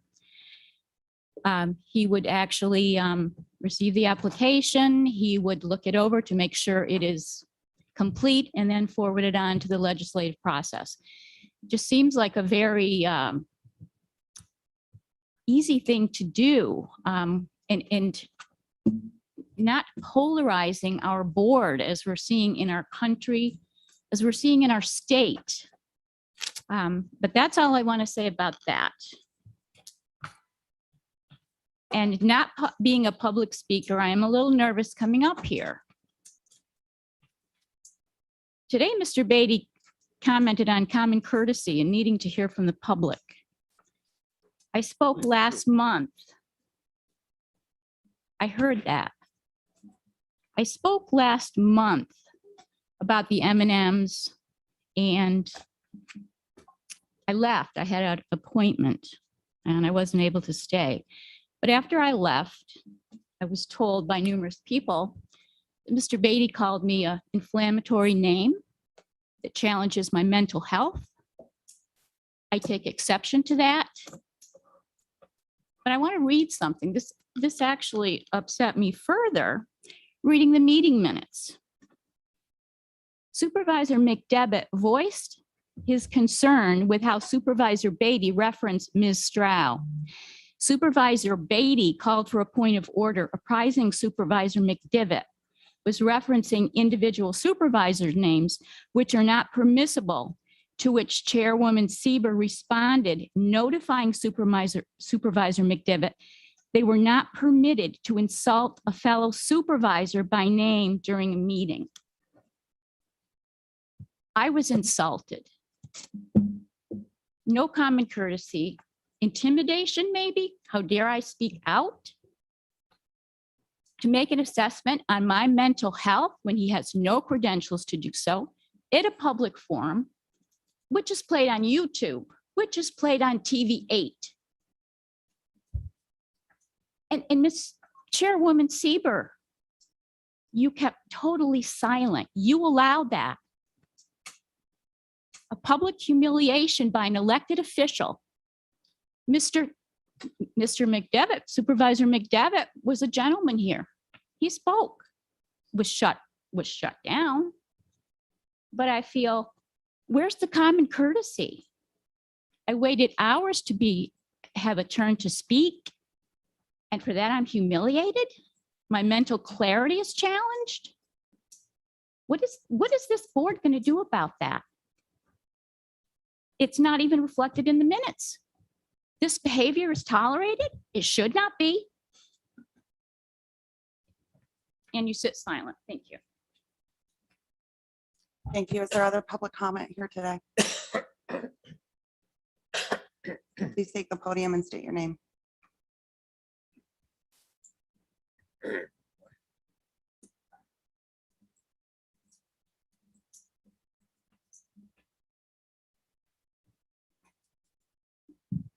My name is Travis Whitehead. I'm from the town of Queensbury. I have two subjects to attend to. The first one should only take a few seconds. I believe anyone who hopes to hold a public office would allow a public disclosure of their public records.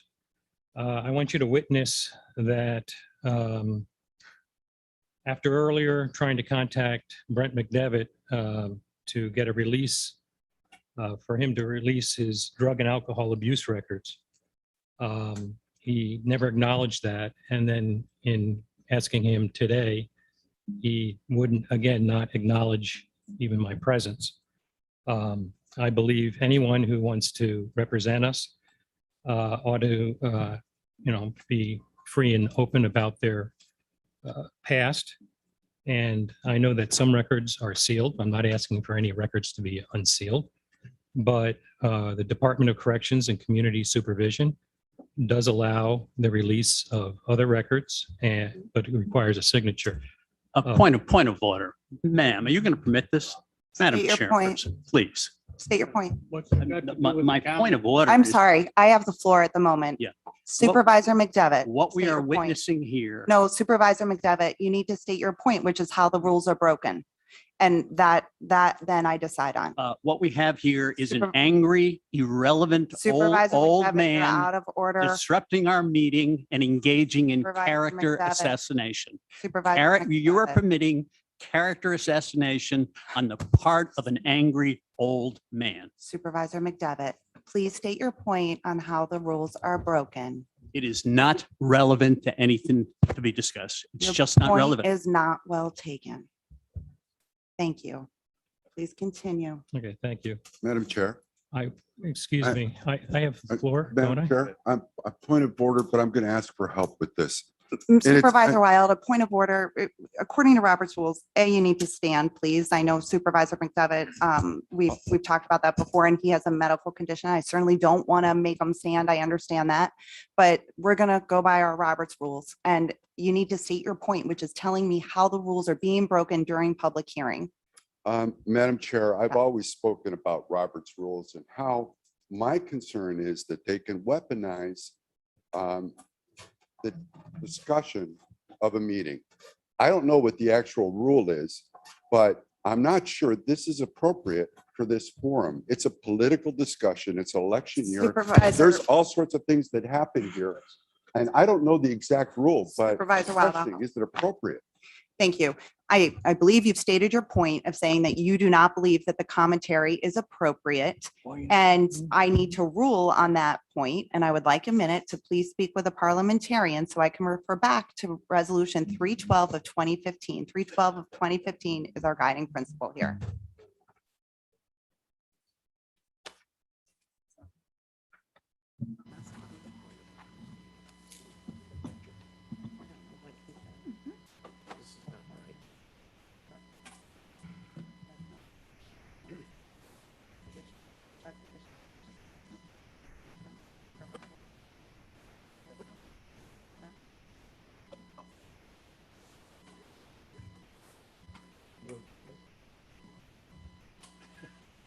I'll remind the board that we're still in session. We are not on a break. So if you can please give us a minute. I would appreciate if someone would make a motion to take a break. That would be nice, but I'll be making that motion. okay, let me rule on this and we'll go right to that motion.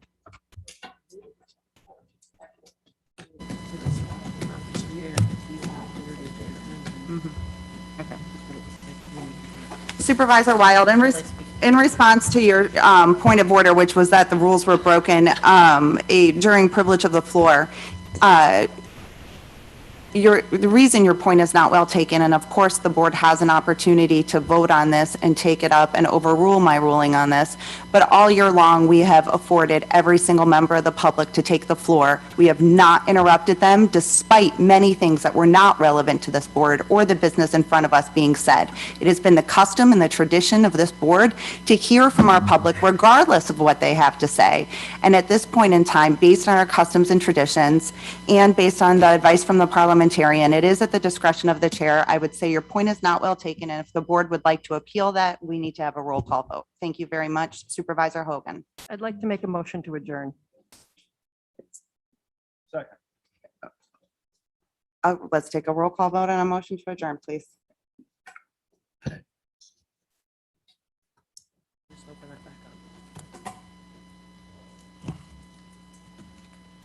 Vote on a motion to adjourn. Mr. Beatty? Yes. Mr. Thomas? Yes. Ms. Shepler? Yes. Mr. Garrity? Yes. Mr. Conover? Yes. Mr. Leggett? Yes. Mr. Diamond? Yes. Mr. McDevitt? Yes. Ms. Bramer? Yes. Mr. Bruno? Sorry, he's left.